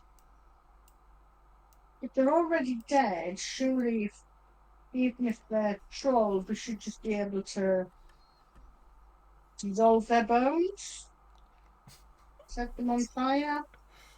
Kerner already contemplating murder. Nice to have some consistency. Quick question: what are these things here I'm pinging? Those are stacks of bones that are being sort of assembled and sort of. And then I just worry the fact that they're being accumulated that they may then reanimate. I think that's sort of the plan. The two-headed troll is currently over there. He's sort of got several large bags, and he's sort of opening up one of them, and he's starting to shovel bones into the first of these bags. I'm thinking we should get Yes, rid of these fine. faster than they are shoveling stuff into bags. I very much agree. The ogre skeletons are basically just kind of ripping up frozen soil and smashing stones aside. Huge strength as they're kind of reaching in and sort of ripping open old coffins and The one that's still alive, does it look magical in any way? That's a really dumb way of putting it. Does anything look magical? well, it's well, I mean, it's got two heads. That's not normal. You know that moment you You've- wish you've- you'd never asked. Yeah. Is the two-headed one not a zombie, not non-dead? Is he actually? It's a real living troll, but it has two heads. So it looks magical. Is it wielding any wands or magic, or does it look like it's have any magical artifacts on it? No, but there was sort of that kind of telltale, slightly purplish glint, just embedded, as you sort of see as it turns around, sort of just embedded in its sternum. Okay. I think we're gonna have to kill these things. That's not people with two heads. They're conjoined twins. They are two separate people. Sorry. Oh shit. Give me a second. I accidentally closed everything. Well, Okay. that was silly. I mean, not Twitch thing, but I closed pretty much all my other tabs. I'm. Wait there. Give me a minute. Let me just quickly get back onto everything. Don't do anything stupid while I'm not on my D&D stuff. You're asking as- Thorin not actually, to do anything stupid. Yes. as you've actually got some really good results on your various roles, you can also see that the ogre skeletons have also got kyber crystals inset into their sternums. I am going to throw down. Oh no! I said not to do something stupid. I don't think it's Spike stupid. growth here, please. What was that? Okay, you can ask spike growth. Right, let me just find an icon, and then we'll go straight to rolling initiatives. You just stole my trick. How dare you? Sorry, Leah. We no longer need a ranger, it seems. It's alright. I've got other stuff like crying. Hey, listen. You've got Hunter's Mark, which is a beast of a thing. Yeah. I love the fact is that when we were playing Baldur's Gate last night, Leah got upset. The fact is that she couldn't cast Hunter's Mark because she couldn't see the thing. Yeah. I was like, fuck. You should've- Yeah, she was like, "Oh, Right. Okay. There we go. Last 1 Finally, minute. I am back on my character sheet. Back on everything. Right, where's the centre? You're going to put it? Udo Dementio. So There. Ah! Looks like someone just fired. it's the troll. 20, 30, 40. Yeah, that's a 20-foot radius. Do you want it there or across a bit? across one to your right, please. Okay, and I shall put that onto the background so you can actually see. Sorry, guys, but you know, That's fine. needs must. There you go. Quite a nice little icon for that. Right, That's initiatives then, That's please. a nice icon, actually. Yeah. Found a spell token collection and I quite liked that, so I picked it up. Right, Thorin. initiative. Yeah, I have Thorin on a 21. Oh, my cloud of daggers last Oh. night. There. Oh, that Mm. cloud of daggers was amazing. The fact is, I also used the bestow curse to give double damage to Well, the the big main boss. thing. Well, not the boss, And the it mini literally boss. When I walked through the cloud of daggers twice, took damage each time, and then my character hit it, then Karlak hit it, and it just died. It took nearly 100 points of damage in 2 rounds. No, 1 round. 22. Not updated for some reason. Right, put that It was there. gorgeous. Right. The first thing. Cast that spell. Oh no, I'm not. It's Yeah, not. go Even, on. it's not even me. No, it's fine. Don't worry, because I'm going Oh to. god, am I first? Yeah. Oh shit. Oh well. That's what you get You for attacked. casting that. Yeah, you attacked first. You might as well do stuff. So I'm gonna move myself. Wish us luck, people. First of all, I'm gonna move my fucking right to the top. Yeah, I'll move myself there. Yeah, I need to figure out. Oh, there's music. Right, while people Mine are doing stuff, I'm gonna grab some more pasta.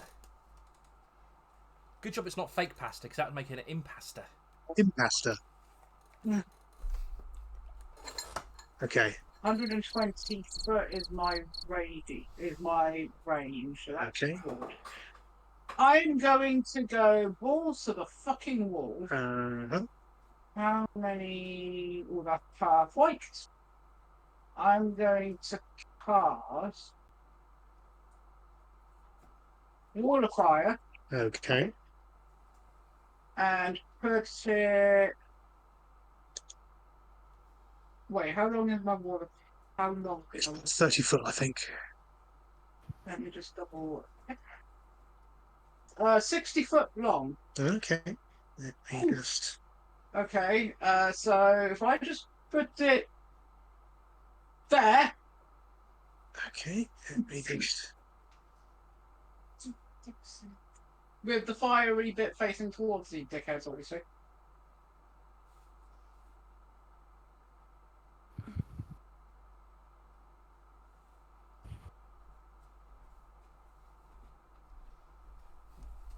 So everyone trying to edit everything else all at the same time. So bear with me. Just 1 moment. And then 10, 15, 20, 25, 30, 35, 40, 45, 50. There. yeah,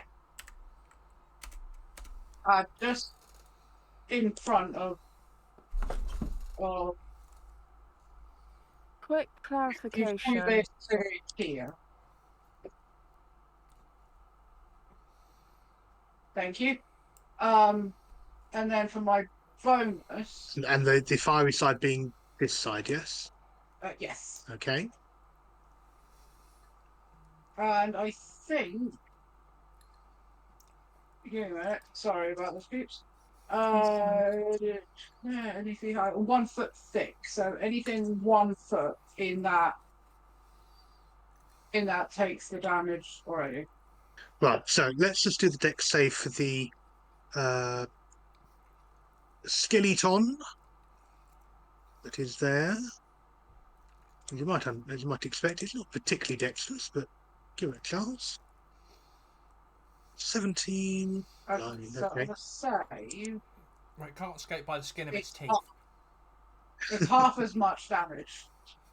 So 31 half, 15 points of damage. Yep. Okay. And then as my bonus, I'm going to cast my spiritual weapon Eternal Fall. Spiritual weapon. Actually, there's no point because I can't actually put it anywhere near. Okay, so hold fire on that for the moment. Yeah, so I'm going to hold fire and think that that would be me. That'd be it. Okay, Thorin, you're next. Right, I don't think there's a huge amount I can really do at the moment, so I'm probably just going to start moving myself. And just Okay. check. I've just got an image of me of like whenever Kaluma goes to do Wall of Fire, they do the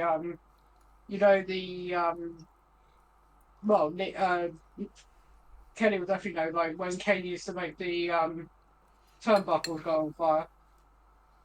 Yeah. Arms up, arms straight down. So yeah, I think that's just pretty much going to be my thing for now. To start closing in to get ready to Okay. punch it. Is that a move and a dash, or is that just a move for now? Don't forget, you can use your action to take a dash Oh to get yourself. yeah, I think I might do a dash as well. Hang on, let me just check the. Can I ask a quick question? So Yep. I'm gonna move. Did you say it was like this would be technically difficult terrain, or is this just, or would it be just treated standard, like we'd be able to see just fine? You're standard where you are. The light has opened up quite a bit. As you Okay. were kind of travelling cross country, just Okay, because so at that I'd point ask. it was cloudy overhead, and it was just making you move a little more slowly than. Yeah, just to be careful. To be honest, Okay. you could move at your normal rate, but your chances were that you'd sort of turn an ankle or fall off something. So Let me just. Okay, I just Well, thought if I'd I double go, check. I'm going to dash to about there so that I can then move round the wall. sure, okay. Wow, around the wall of fire. There we go. If I move to about there, then I can next move around, sort of go around the wall of fire. There we Chuck go. things up. Okay. In that case, we are on to. Let's move that out of the way over there. To Valenia. Okay. I And then am. Conan.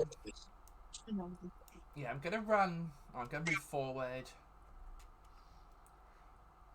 First, so 5, 10, 15, 20, 25, 30, 35, 40. Okay. And hey, at least with the wall of fire there, then there's plenty of illumination. And the first thing, see if I've got. Just trying to think if I've got enough range on it. Or you could just ignore me clicking on you. Thank you very much.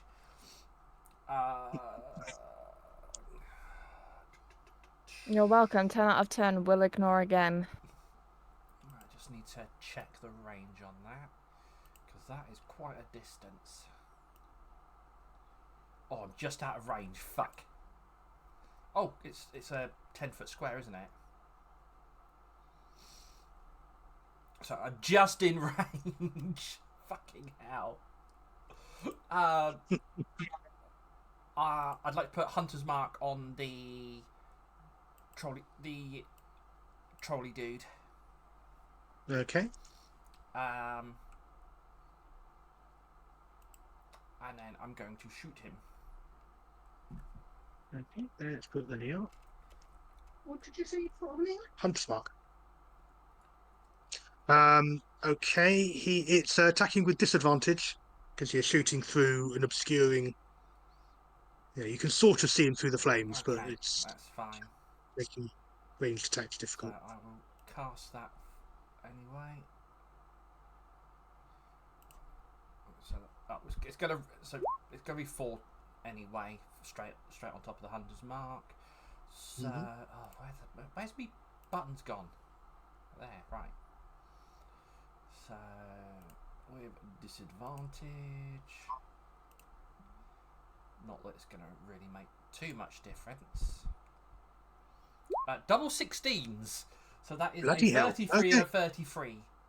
Lovely. Direct hit then. So you've done the 4 for the Hunter's Mark, and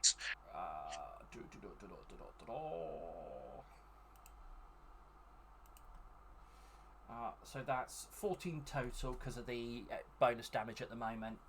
So that's Okay. 18 total on that first one. Mhm. And then on this second one, I almost slipped in Dr. Doofenshmirtz there. Is disadvantage. Oh, that would have been good because it was a nat 20. A 30. Okay. Well, again, a good hit. For a total of 20. Hello, I will redeem that in a moment. So 20 without the Hunter's Mark. I need to cast the Hunter's Mark. Oh, I could just roll the d6, can't I? Mm-hmm.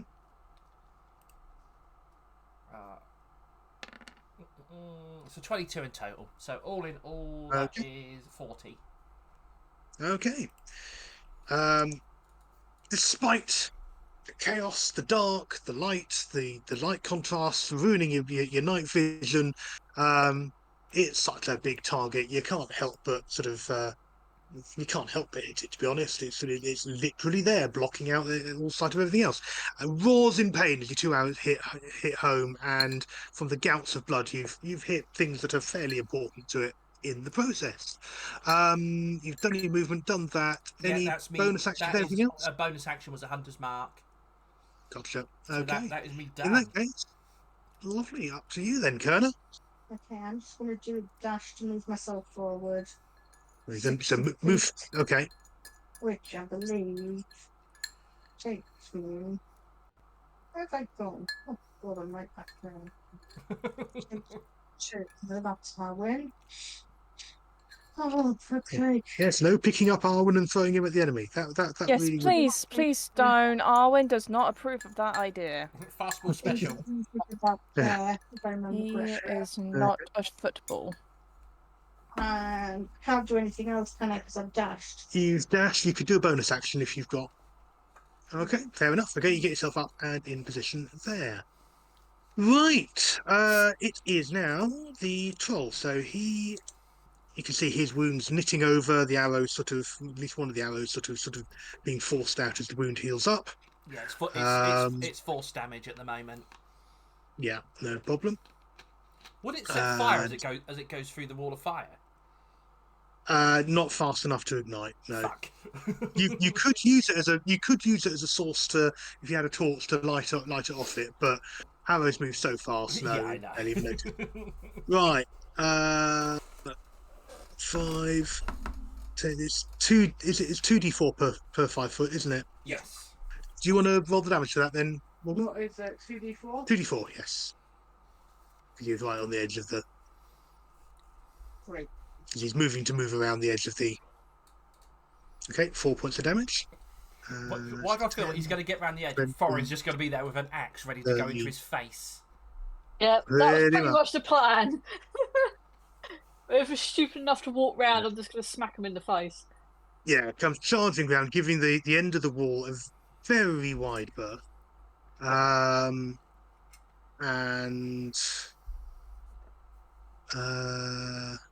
I'm curious what Kerner's measuring up. yeah, and he dashes to meet Thorin head on,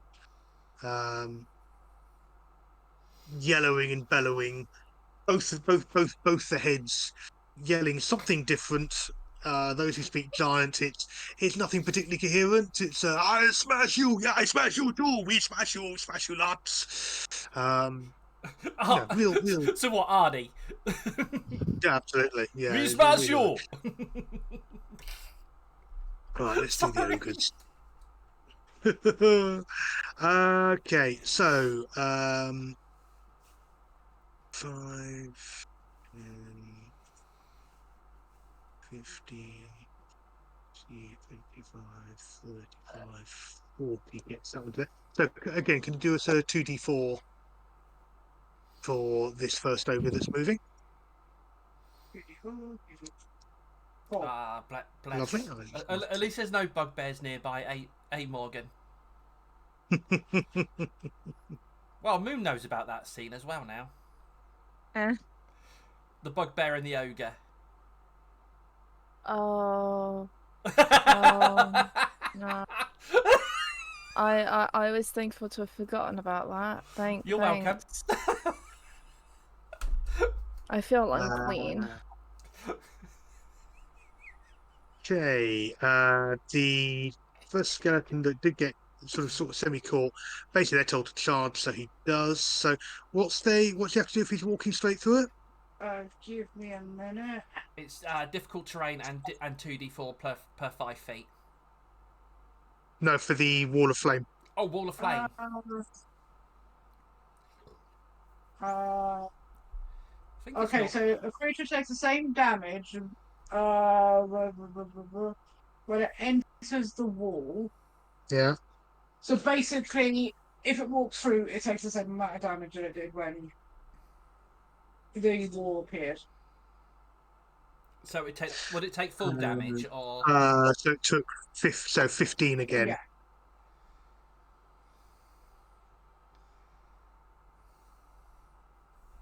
So take the full damage or it saved damage. The save damage. Saved Right. damage. Okay.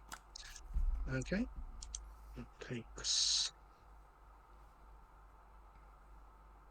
that. So yeah, very blackened and singed. Manages to get up as far as Kerner. Let's hang on. 5, 10, 15, 20, 25, 30, 35, 40. No, just shy of Kerner. 5, 10, 15, 20, 25, 30, 35, 40. Yeah, this one also comes bursting straight through the wall of fire. So that will. Yeah, it needs to do a dex. That needs to be dex save. So let's do that. How much damage did the skeleton? The first skeleton come through the wall take? 15. That one's failed, so that takes the full damage. Yeah, that was 31. Yeah. Okay. Yeah, I mean, they've literally just come bursting straight through the fire, ignited on fire, sort of bones blackened, burned, gems glowing brightly, sort of reaching out for you with literally with burning hands. So that's going to use its dash to close with you. So that one to close with Thorin. Oh, is it going to be gang up on me time? Well, there's one gone straight for Kerner, one's gone straight for you. There's another one that's coming around for you, plus the troll. I mean, you have run literally to the front of the queue. Yeah, that's fair. 10, 15, 20, 25, 30. Well, it means that all the squishy people won't get hit first. Yeah, But Kerner's, that's but theory. Kerner's there.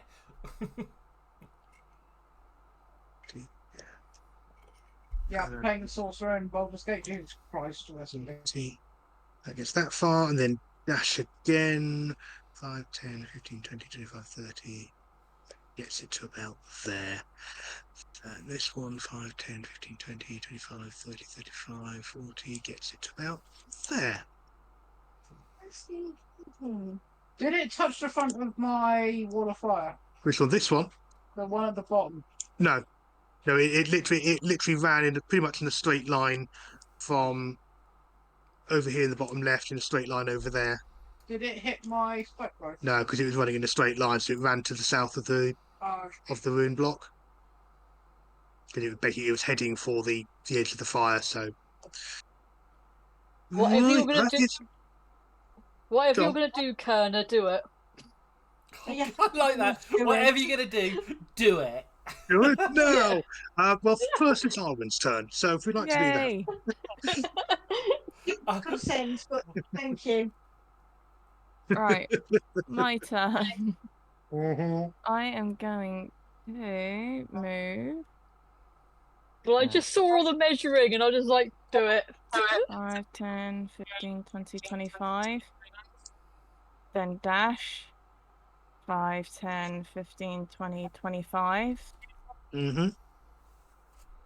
Then I'm going to see if I can bonus. I'm going to see if I can actually do it in range. Let's see. So I can cast it within on more than range. I'm going to put my spiritual weapon down here. My bonus. Okay. That's not bad. Because I put it on the GM level and I've only got to move it 5 foot. Put that on the token layer, and then I just need to quickly assign it to you. While the screen catches up.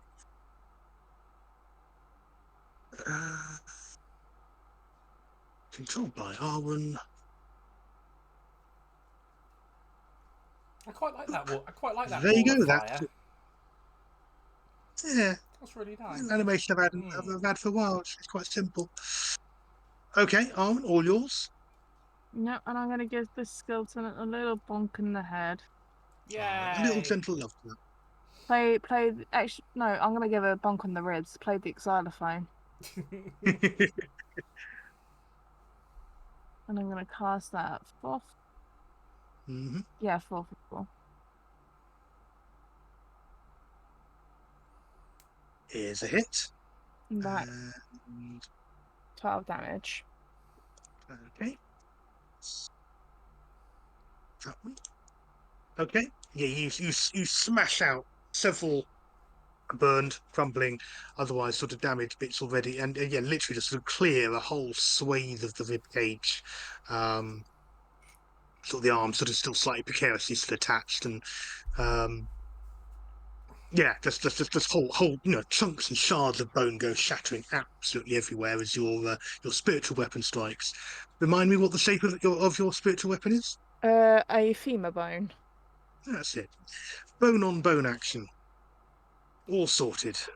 Okay. You've done your move, Don't. done a dash, done that. Anything else? Leah, no. Bone. Kaluma, it is your turn. Morgan, no. These are your general orders. No.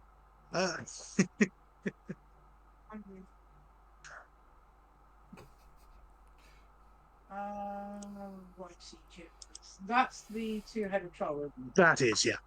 Okay. I'm going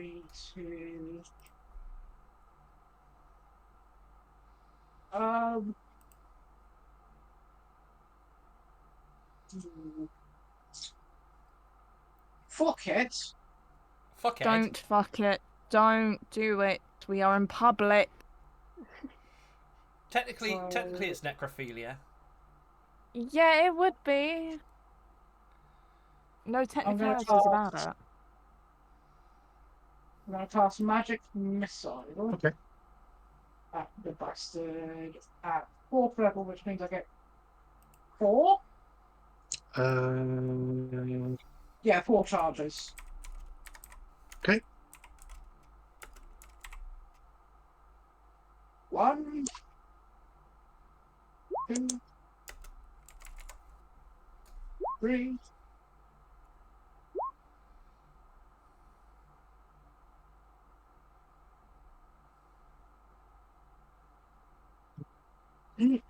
Give us a total. That is 15. 3 dark.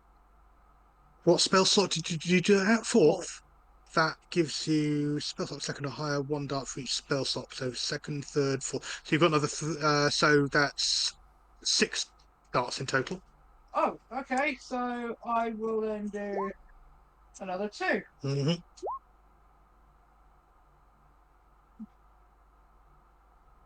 Yes, next one per slot above 2. Right, Above so second. 22, I think. 2, 7, 11, 16, 19, 22. Yeah. And then Oh, he's not happy. Yes, you sort of fling your hands wide, and sort of this sort of spray of sort of bolts all sort of flying out at strange angles, and then all sort of homing in and zooming in, or sort of like those who've played Destiny and know the Strand Warlock super. Mm-hmm. Yeah, like that basically. They all home in and sort of stitch sort of points of damage all over it. My bonus weapon next. Okay, My bonus weapon? I know what you mean. We My know what you special mean. weapon I don't.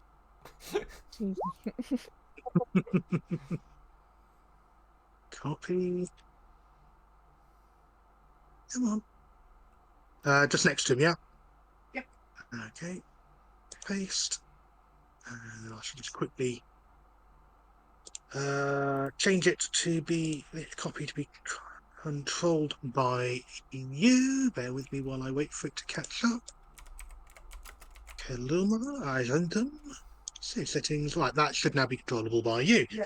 Okay, and roll the hit. 20, yeah, that's hit. 6 points damage. Okay. It is not having a good evening. That is me. It is looking,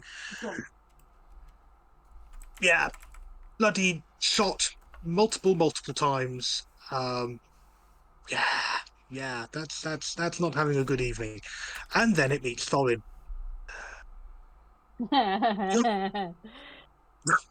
Wow. I Wow. like that. That Or enough for the eyes. Rats. lifts in all Right. four eyes simultaneously and realizes he's concussed and cross-eyed. First of all, rage. Yay! Mainly because if like Kern's going to be doing something weird, I want to have the sort of potential of half damage. Fair enough. And then just my usual two-handed smack to the head. Well, heads. Lovely. When So everything basically, catches instead up. of writing range, Thorin, I wrote, instead of writing rage, I wrote, and Thorin ranges. Yeah. Fair enough. Right, that's that one. And then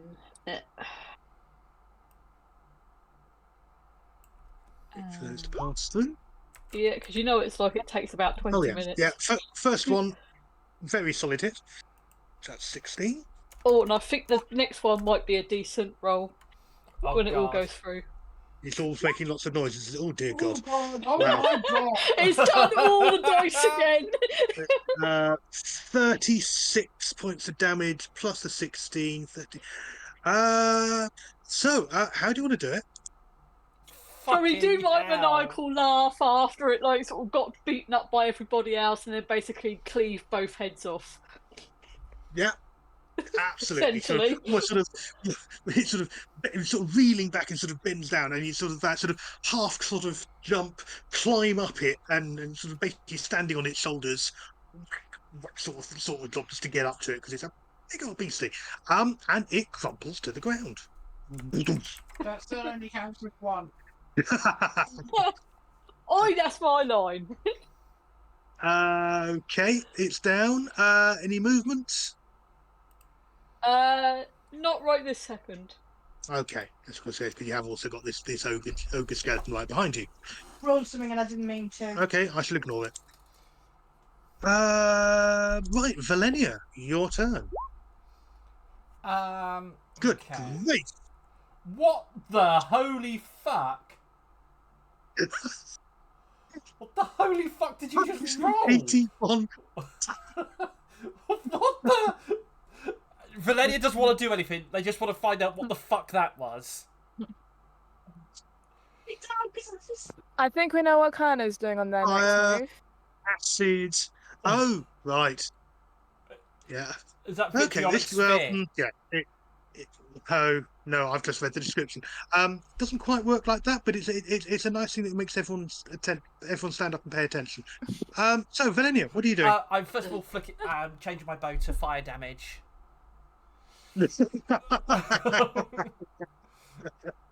Yeah. Okay. Avoiding Kerner at all costs. Yes, it must be the way they're cackling as they're casting their spell. I'm gonna go for this one down the bottom. Oh, that one's dead, isn't it? It's down. It's Which one's down. down? It's down but not dead. Okay, I'm gonna Okay. shoot it on fire. I'm gonna set it on fire. Okay. Yeah. Mainly because Roll to hit with obviously with disadvantage. sorry, I'm already set to disadvantage. Not that it was making much difference last round. No. Oh, this might be different. A 20. Is a hit. Yeah. No problem at all. I love it how you worry about a 20 hitting. 19 damage, of which several is 4. Okay. And Oh, and the fire damage itself is 6. okay. Right, it'd be four fire damage and 6 hunter's mark. Yeah. Okay. Yeah. Got that. Okay. Flaming arrows. So certainly first flaming arrow has hit it. And You sort of then see the sort of effect sizzling away on that one. and then this one I'm gonna do the other one Okay. at this guy down the bottom who appears to be running rather fast. Mm-hmm. So No, I'm dead. is it still disadvantage? No. No, there's only disadvantage because the other one was prone. Okay, alright. 26. Is a hit. Which is funny because they're still quite low rolls. So Mhm. we'll do that instead of rolling the extra d6. We'll take that as the hunter's Okay. marks. That's 21. Okay. I worried that No. Kerner rolled, and that's me, Dan. Kerner rolled the 181 damage. And Forrest go, yeah, I'll just rage so it's half damage. Yeah, well, I wasn't expecting rolls like that. You guys are going to be the death of me. Arwen is literally going to like collapse from like you're just gonna give him like oh what is it? There's like a blood isn't it like Hernia. a hernia? You're gonna give him a hernia at this point. Right, okay. Or So an aneurysm. question, Aneurysm, that's what I was thinking. the one at the top, is that within the cone or not? So it's half in, half out. They're 10-foot squares, aren't Well, that one. No, the one at the very top. they? Which one at the very top? Oh, that one. Yeah. He's Yeah, and Yeah, the he's a- one next to me. Uh, He's got a foot and an arm in there. well, you need to have the spell actually originating from you. So you'd have to move across Okay. one square. Up one square. So you'd have to move to there. Well, it's his area. His 4 squares do overlap into it, so Yeah. yes, he will potentially be affected by it. Oh Okay, dear God. So 2, 3, 4, It- 5. This is fine. 1, 2, 3, 4, 5, 6. So I need everybody within that area to do me a deck save, please. Okay, let's Oh, do the no. one that's closest to you I'm first. so glad that they're not in that bubble. Arwen's glad that he's at the very, very back right now. It's the fact that Valenia's seen you casting a spell. She's just like, So that Arwen one that's nearest you has passed. Okay, so that's fine. You'll take half damage. Okay, so let's roll that one first. So roll a d8. Yeah, Arwen at one point is like, oh, I'm at the back. Sees Thorin. Oh shit, I'm at the back. Right. So it's a 3. Okay, so that is struck by a yellow bolt. Yes, which is takes 10d8 lightning damage on a failed save. I've got 10d6 in the spell description. 10d6. Sorry. Yeah. The target takes 10d6 lightning damage on a failed save, or half as much damage Yeah. on a successful roll. Okay, so 10d6. 31, so 15. Okay. Right. So Okay, so 15 electrical on lightning damage on that first one. That's looking very charred. The second ogre skeleton.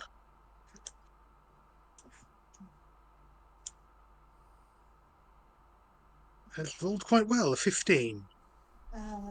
It's actually failed. Fantastic. So it Roll it. needs to do with it. So the first one got over 17, did it? Yeah. You rolled an 18. Yeah, okay. D8. 1. Is fire damage. It's a red ray hits that one. So 10d6.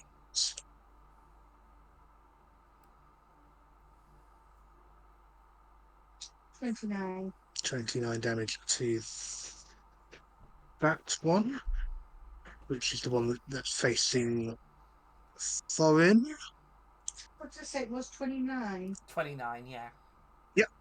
That is utterly consumed by the fire and falls into damaged sort of fragments. Thorin, would you like to make a dexterity save, please? I've already done one. It was a 15. Okay, it's a fail, I believe. Yes, it is. Okay. Sorry. This is where you roll everything all at the same time, and it's just like, oh. Well, that's why I'm not doing that. 6. Is a indigo ray. On a failed save, the target is restrained. So at the moment, your speed becomes 0. You can't benefit from any bonus to your speed. Attacks against you have advantage. Your attacks have disadvantage, and you have disadvantage on dexterity saving throws. For damage. It must then make a constitution save at the end of each of its turns, and if it successfully saves, the end spell ends. If it fails its save 3 times, it permanently turns to stone. What? Ah! So basically, what's happened is you've been hit by an indigo ray. You are moving. You are held rigid, and stone work is creeping all over. You are literally turning into a statue at the moment. You just hear Arwen going, "Oh my god!" in the background. The one roll you don't You're want. literally turning forward into a very fetching statue. Out of curiosity, because technically it's not its turn, and so we haven't actually got there yet. The two-headed troll also has automatically failed, so roll a d8. Mm-hmm. D6. Oh, yeah, D8. Got a 6. 6. another 6. So that too is starting to turn to stone. In fact, under the circumstances, it's So Thorin and the two-headed troll are busy turning to stone. The one up here that is uninjured, right? Let's do his roll.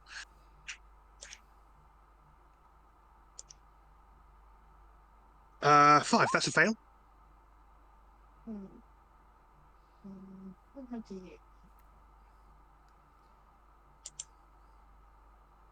This is a nice spell. Well, until friendly fire. Yeah, until friendly fire. Oh, it's rolled it twice. Sorry. Okay, I'll just take the first one. Wait, you're a sorcerer, aren't you? So it took I don't know what it's done. Can I just roll it again? I can see what the rolls were. Oh. The first one was a 7, which is Joe, Yes, I'm a sorcerer. Yes. it's a violet. what It is- sorcerer points do you have? Like, which to affect? I'll come to that in a minute. On a failed save, the target is blinded. It must then make a wisdom saving throw at the start of your next turn. Successful save ends the blindness. If it fails that save, the creature is transported to another plane of existence of the GM's choosing and is no longer blinded. Typically, a creature that is on a plane that isn't the home plane is banished home, while other creatures are usually cast into the astral or ethereal planes. Okay, so that skeleton is starting to look transparent, and sort of coursing with energy, and it's kind of rather. If a skeleton can be said to look confused, this one definitely is. It's kind of looking through its own hands. And then this last one at the back here, Reef. This is what I love playing with Jo, because like she throws all the dice down and gives me time to read smart. Has also failed. Okay. Holy God! And just to answer, I'll roll the d8 for you while I'm here, while you're still writing things down. no, I'm not writing things down. I'll roll Okay, the 8. fair enough. You. Oh. Oh! Another 7. Sass. That is also Sorry. starting to turn transparent. All the sass from Joe. So what you see happen is Kerner cast their spell, cackling away as 8 multicolored rays of light flash out from their hand.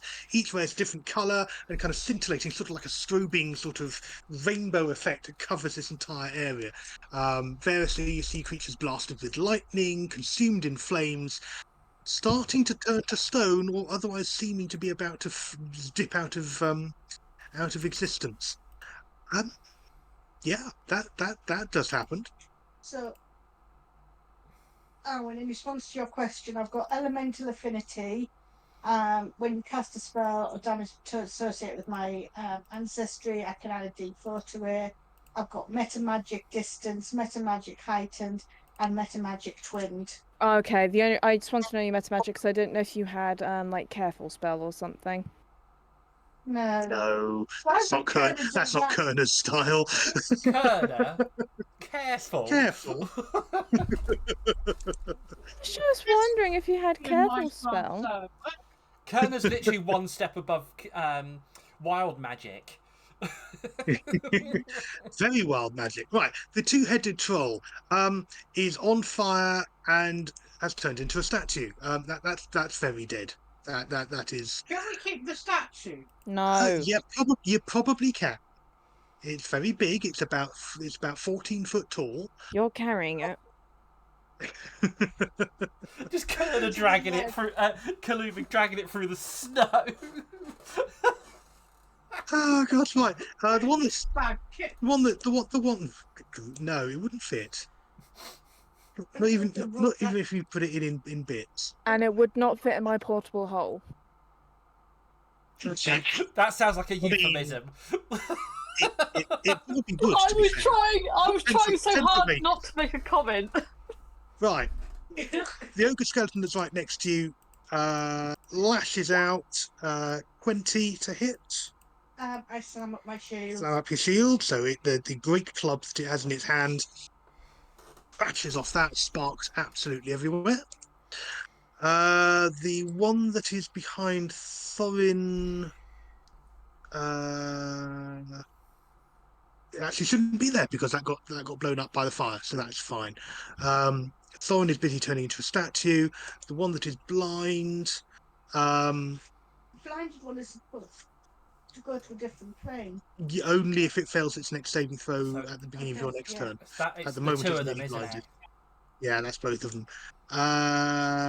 We'll kind of wander in this direction and we'll flail away in Thorin's direction with disadvantage, same as the other one. They can still, for lack of a better word here, great club, public roll. I'm just wondering, like, would it be like Disadvantage. echolocation, but like inside the skull? Something like that. Well, it missed anyway. It's a shame. It's a 20 and a 4. 20 and a 9. So that was, I think, a miss. Let me just double check. It's like with me, I got an armor class of 20, so if someone is trying to hit me, Yeah, so not 9 and 17. So the 9, it missed. yeah. And then the other one also attacking with disadvantage.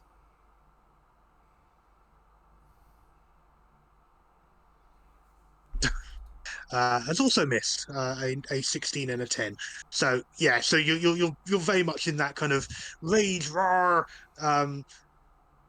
unable to actually move as the kind of you can feel the sensation dulling as the sort of the kind of this stone encasement sort of starts to it's sort of creeping across your limbs and sort of literally rooting you to the ground. That's all of the skeletons. Right, you just tell me your name. Arwen, it's Arwen's turn. Mm-hmm. I was like, wow. 25. Okay. Finally. I have joined everyone. Yay. Yeah, so you've got these two large skeletons that are well, that's the one that I haven't moved. The other one's just moving up and isn't close enough to attack yet. 5, 10, 15, 20, 25, 30, 35, 40. Gets up to there. How damaged do they look? Like the Oh, cracks? they are. Well, the two nearest to you are completely undamaged. Oh, completely undamaged. Yeah. I see. No, hang on. Wait. 1, 2. No, they've all taken very small amounts of damage.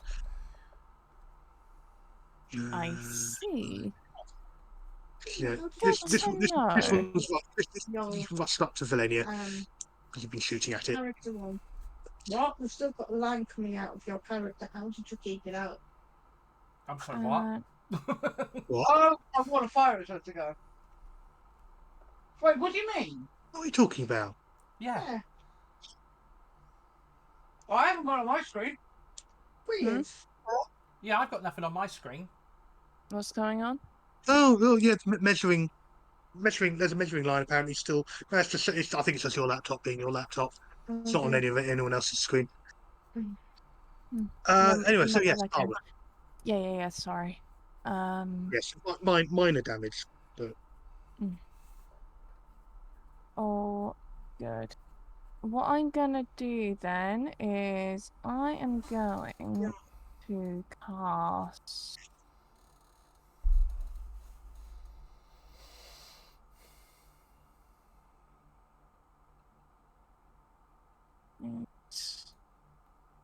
Yes.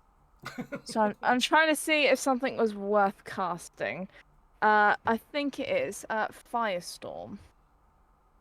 On top of foreign. No, technically not. Hang on.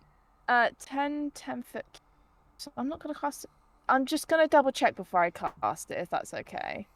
Right. So 10. Oh shit. Oh shit. Okay, yeah. No, I won't cast Firestorm. I'm gonna do instead Flame Strike. Okay. Wait, hang on. Each creature in a 10-foot radius. So Uh-huh. a 10-foot cylinder. Yeah. I'll do circle because it's pretty much the same. These Uh-huh. still foreign. I can do it without Thorin getting involved. There you go. So if I cast it there, then it'll hit both of them and not Thorin. Who's This really is the classic. You missed. I wasn't aiming at you. Oh, okay. Yeah, it's from the location, each creature in a 10-foot radius, 40-foot high cylinder must make a dexterity. Yeah, so if I pop it here, then it will hit the two skeletons but miss Thorin. Yeah. Okay. Let me. Yeah, so can I roll? get So- yes, get It's an a instantaneous. It does have a lasting dex. effect. Yeah. So first one rolled a 7. That's definitely a fail. Mhm. And the second one a 16. So yeah, the second one, yeah, Which will so say the is second one useful at purpose away. saves and the first one does not. Okay. So it takes half on a failed save. Sorry, half on a successful save, sorry. Okay. So I'll cast Do some damage. Flame Strike. Oh my god, I've got a really stupid song in my head. Wait, what? How does that work? Oh yeah. Wait. It's a mix of fire and radiant, mostly radiant. Oh yeah. It only did the 5 damage. So I'm like, why did that come up with 8? Oh, right, yeah, the radiant. Okay, so that is that one. I had taken a small amount. 13, 32 halved is 16 on the other one. Is that one.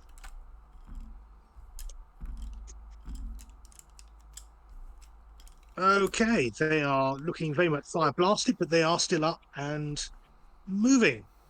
Damn. It's disappeared somehow. Sorry, your Your character's disappeared. I'm just moving it back. Have you deleted your character? It's God just damn it, like Joe! really- Is that you up there? Yeah, okay. I think I was about here. You were Yeah, there. You were up. there. You were up one one. above. Okay. Thank you. There you go. Oh, So and what then happens- bonus. I actually forgot I had bonus. Yeah, you've still got your spiritual weapon. Go for it. Yep. Which one looks the most damage out of the two? Out of those two, you would say the one that is nearest to you. Cool. So I'm going to give the one nearest to me a nice little xylophone bonk. Okay, Xylophone away. The Xylophonic Orchestra. But see, if you 16. Is a hit. if you did Oh, this thank God. xylophone bonking those, then I had the death whistles to the arrows. Just saying. That is 10 damage. Okay, lovely. Thank you. Double checking. No, right. Okay. 10 damage. Okay. You shatter whole sections of it. It's pretty much hanging in. God, these things have tons of health. Yeah, they do. It's literally just yeah, ogre skeletons. They need to be tough to can hold all that muscle. Okay, fair enough. I mean, it's there's more of it missing than is still there. It's sort of barely articulated and also it's blind. So it's sort of looking like it's slowly fading out of reality. It's probably one way or another not going to be a threat for much longer. Okay. Anything yeah. else? Any movements? I've done my movement because I only get 25 feet movement. Yeah. And I've done my action and bonus. Okay, lovely. In that case, back to Kaluma. I am going to come and stand here, Okay. and I love how we're just ganging up on them now.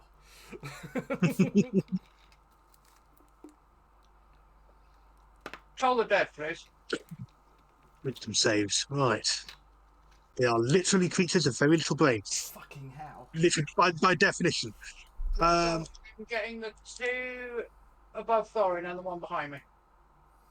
Thought it was one creature only. Or am I? Where? Point at one creature. Yeah, sorry. Okay, which one are you? I'm gonna go with this one. Okay. 13 is a fail. It literally just falls apart. Crumbles away, dust and fragments sort of landing in the snow at your feet. Where's and then my spiritual weapon can have a gore. Yeah. What level did I?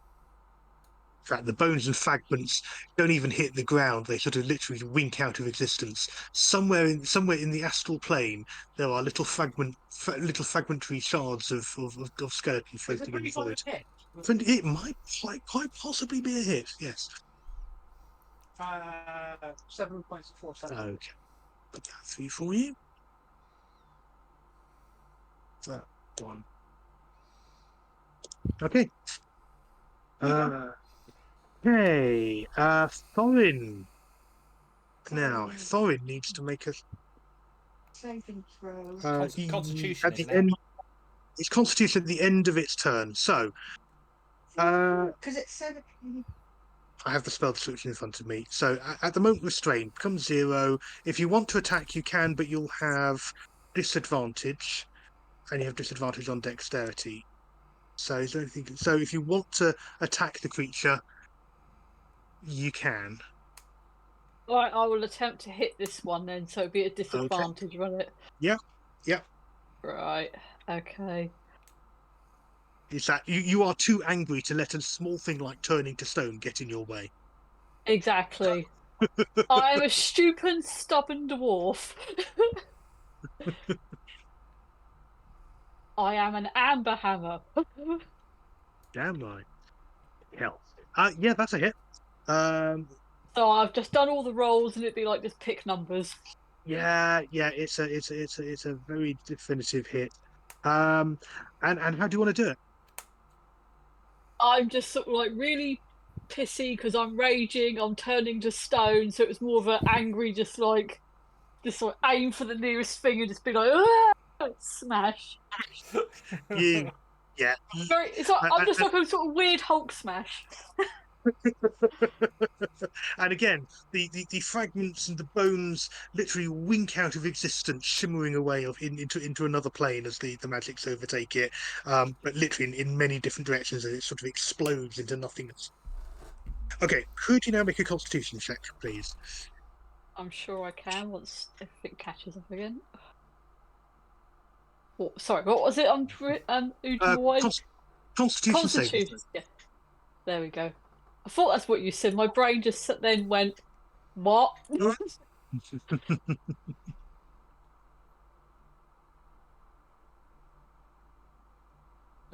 A 20. So okay, so that's your first of your saves. You've got to make another 2 saves. Well, at least I got one. Oh, so it's the same So as Jeff saves. It's basically, yeah. It's basically the first of 3 out of each of them. So yeah. So you are still turning to stone, but you're still moving through sheer anger, I think is probably the best description. Right. It's like I do not have time to turn to stone. Yes. I've got a tribe and several small adopted creatures to look after. Exactly. Valenia, Oh, well, you kind of look up to find a very large skeletal ogre in your face. you see as Valenia just smiles wickedly. And It smiles too. It doesn't have any choice, but you know. she in one move holsters her bow and pulls out the lightning javelin Okay, yeah. and just shoves it straight into it. Roll to hit. Oh, there we go. Thank you, computer.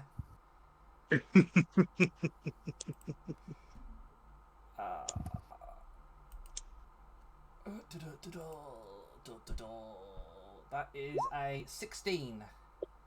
Is a hit.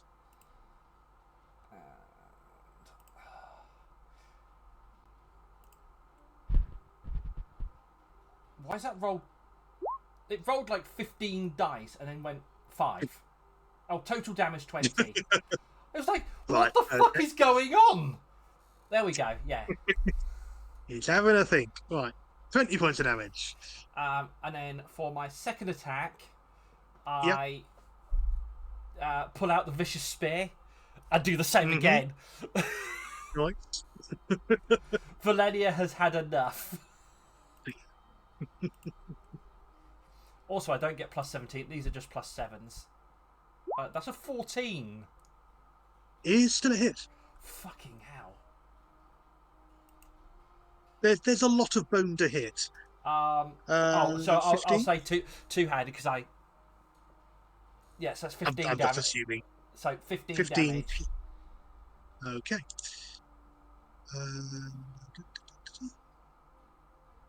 That one. Okay. And that, and I'd like to move my hunter's mark to it if that's all right, because I forgot to Yeah, move it. sure. No problem. Let's make that happen. Okay, there you go. Hunter's mark moved across. Lovely. Any movement? Anything else? Or are you just enjoying? Disengage is an action, isn't it? It is, yeah. So you can't do that No, I because you've can't. attacked. No, that's fine. No, that's fine then. That's me. That's me done. Okay. Because otherwise I would have just disengaged and moved back. But Yeah, no worries. Right. In that case, Turner, you're back up. So it's the thingy still. The two that were hit by the thing that would banish them have both been destroyed. Okay. So they've shifted off. The two-headed troll has turned to stone and has a flaming arrow sticking out of it. Thorin is still moving, but is looking quite Stonish. stonish. And you still have these two giant these still ogre skeletons. One right next to you, and one behind you attacking Valenia. Though, from the sound of it, doing very poorly. Yeah, okay. So, am I able to counterspell my own spell against Thorin? No. Well, you could cast a counter spell Hmm. as a reaction and try to, but it's not. The prismatic spray is instantaneous. Yeah, So no, I would say you could cast dispel magic. that's what I was looking for. Thank you. Oh, pardon me. Think. I didn't realise you- I'll give it a chance to. So you've basically got to beat your own spell DC, I believe. Let me just double check. Just checking now.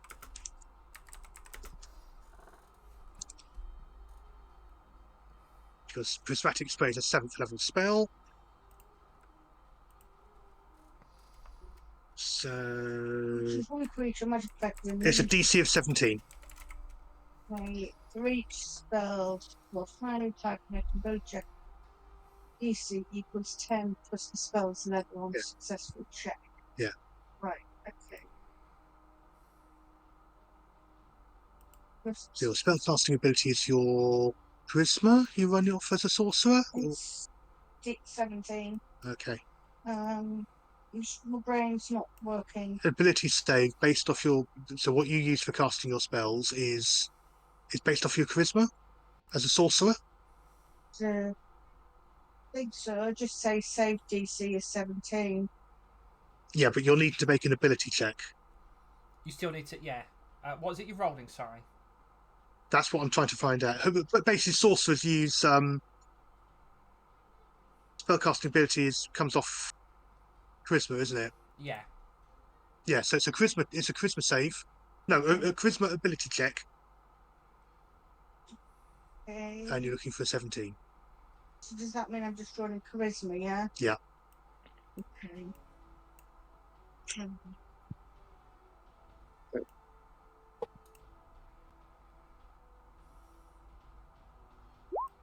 No, apparently. No. Okay. You try, but your own magics are so fierce with that. It's like trying to unknot a hurricane.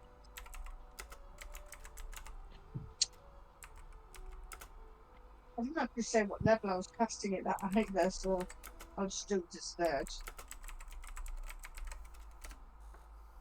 D14 to third, but it wouldn't make any difference on the ability of the spell. What level up I'm.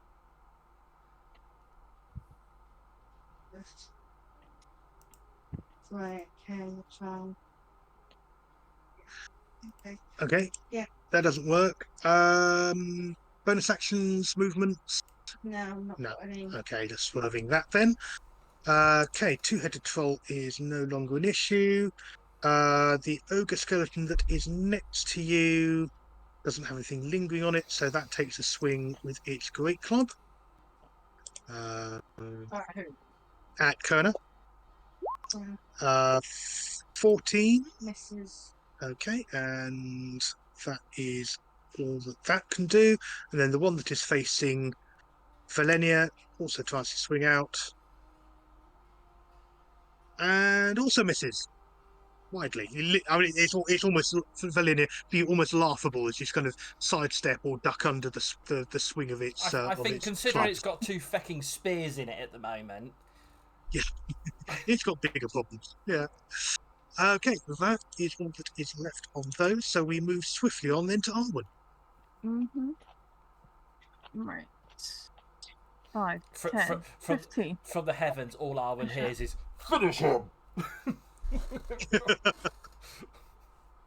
I love how when you were planning this move to get here, you were saying, "Well, we've got clerics, and if it's undead, they can deal with it." And then you just Oh shit! They're undead.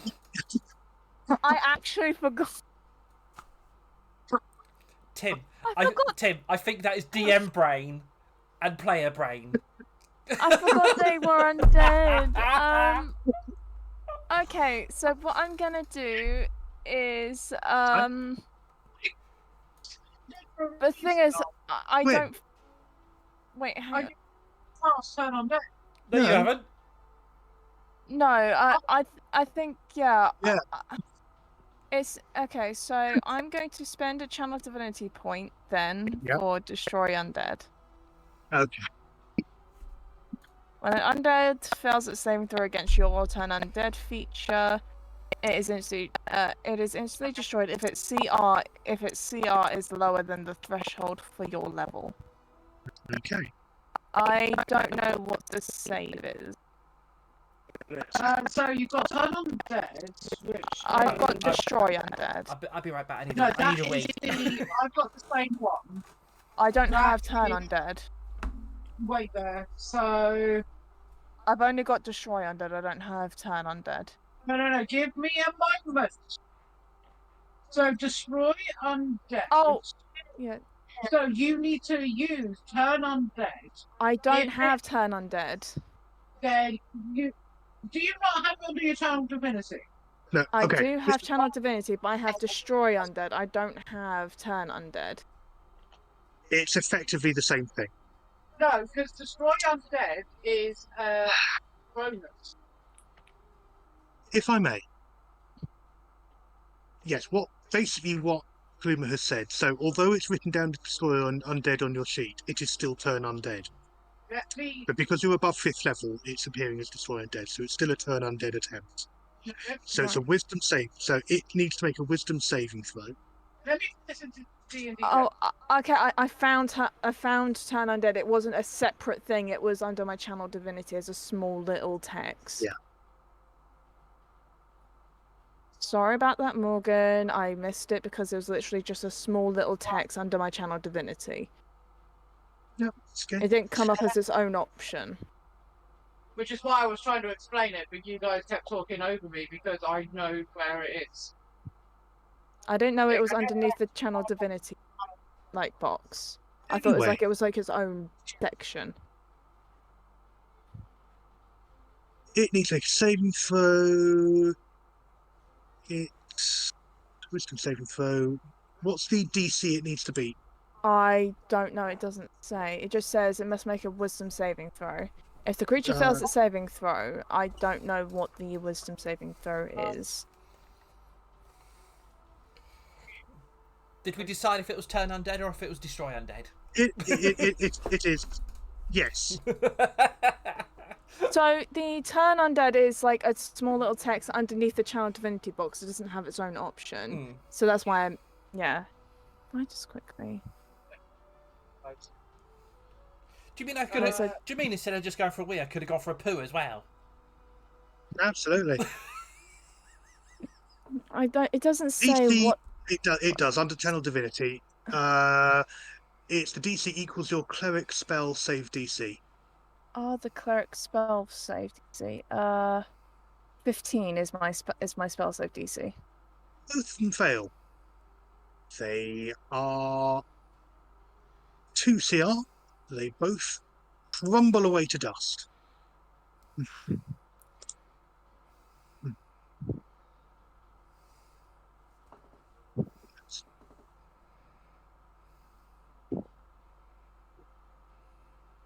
And with that, quiet returns.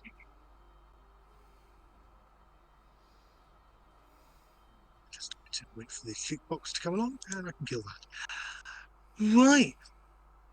The skeletons crumble away, literally fall to pieces right in front of you in response to your prayers, leaving you with the entire area very well lit with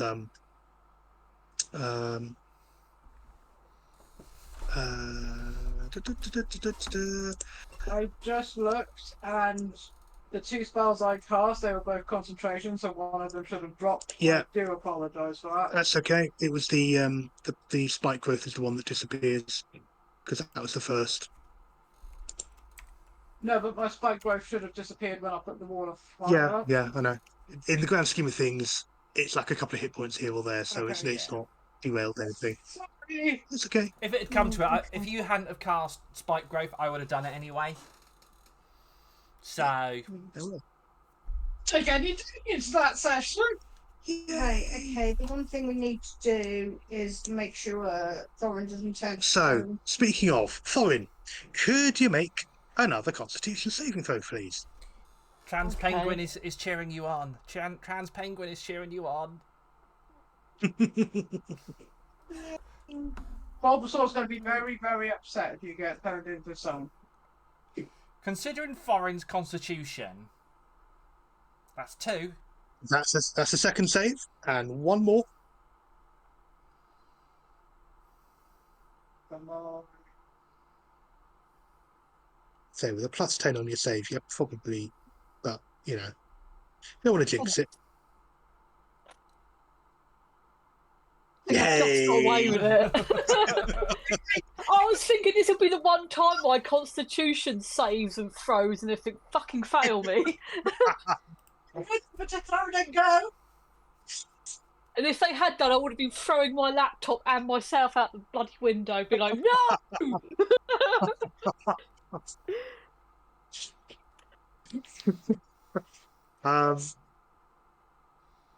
Life, motion, pulse, body heat return to you as you manage to sort of fight off the enchantment. You literally feel the stone flaking away, crumbling back, your skin sort of returning back to what it should be, your clothing turning back into the cloth and leather and steel, rather than sort of the nearly solid stone that it was a couple of seconds ago. Yeah, and the entire site is still brightly lit by this wall of fire. Yes, you have cleared. Kalima's going to raise their hands up and dispel Ball of Fire. Okay. Down that goes. Right. You know, if you did Wall of Fire and then someone did create water, would that destroy the Wall of Fire? No, I'd say there'd probably be a steam cloud. Yeah, because it's magical fire. Yeah.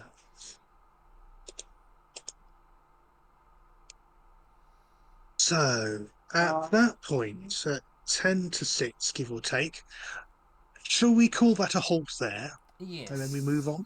I think Lovely. I think that's a good stopping point. Yeah. The way is now clear for you to approach the hill. So that's where we'll pick up next week with... Well, it could go several ways. You could decide to go back into the hills and go sod that for Game of Soldiers, or you could be facing off against the Circle of Rot in an epic last battle for someone. So are we planning for like 6-hour session next week then? Who knows? Who knows? Or it may even be a part A, B, C, whatever. You know what? As with anything, it all depends on what you do, what you bring to it, and occasionally what the dice sort of decide to inflict on us in the process.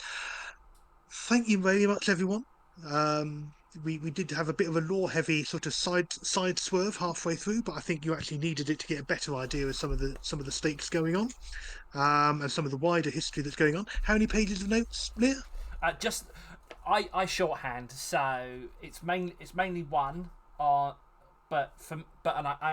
only ever write down Valenia's stuff, so it is only one and a little bit. So fair enough. But even a full page of notes is quite a lot for me when it comes to just Valenia's, what Valenia is hearing, and because I try and keep it so it doesn't matter.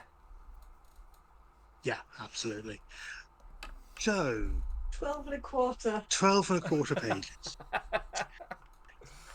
You wait, because I have actually started a wiki for in advance for like whatever we do next after this. That wiki's just going to be pages. Oh, this is the shit that happened. Any particularly piquant words from Arwen? No. I think.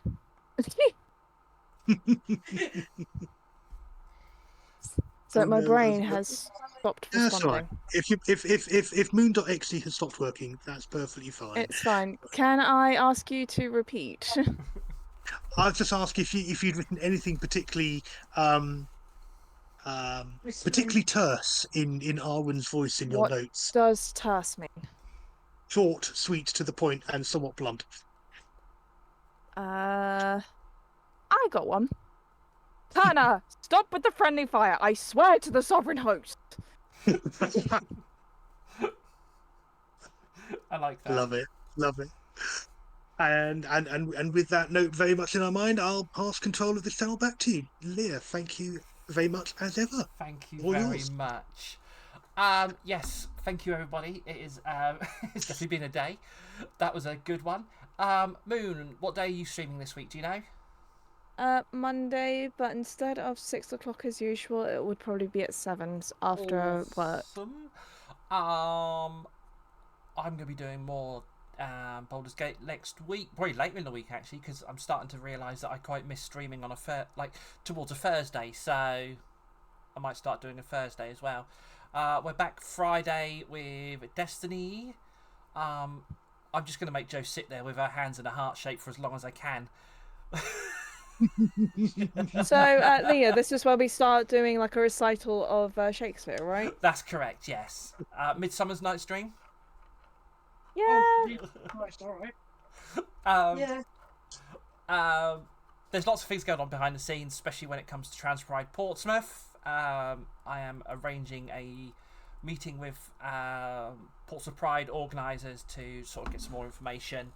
What Oh else? shit! I was meant to do an introduction, wasn't I? I Yeah, completely forgot about You'll do that. it when you remember. You'll do it when you remember.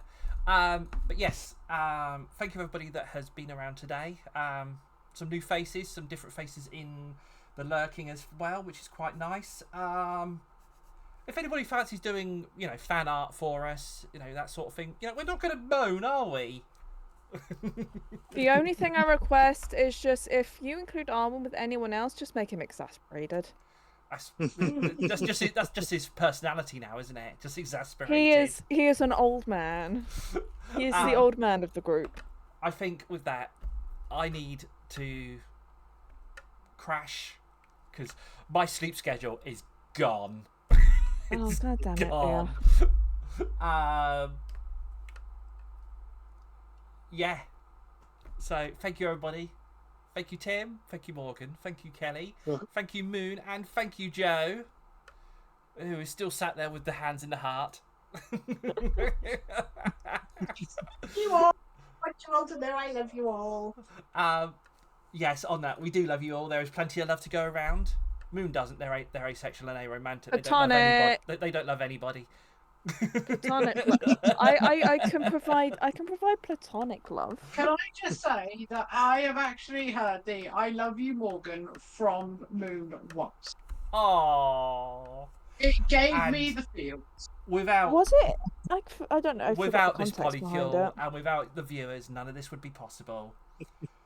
There are some short clips starting to go up on the reels as well for YouTube now as well, Awesome. because I found out I can do that from Sweet. Twitch. Fantastic. So one of them is the hearing tofu from last stream. But a lot of them are to do with Arwen, which is weird enough. I did not realise Arwen was very memorable in that aspect. So Oh yeah. we do encourage silly clips. Good. Yes. Thank you everybody. Thank you to my amazing polycule, especially for putting up with all the shit with me at the moment, because my mental health is not good. Join the club. um, Oh wait, you already did. yeah, a bit late. So yes, thank you everybody, and we will see you very soon. And on that note, take your meds, stay hydrated, get some sleep. Good night, everybody. Bye bye. Bye.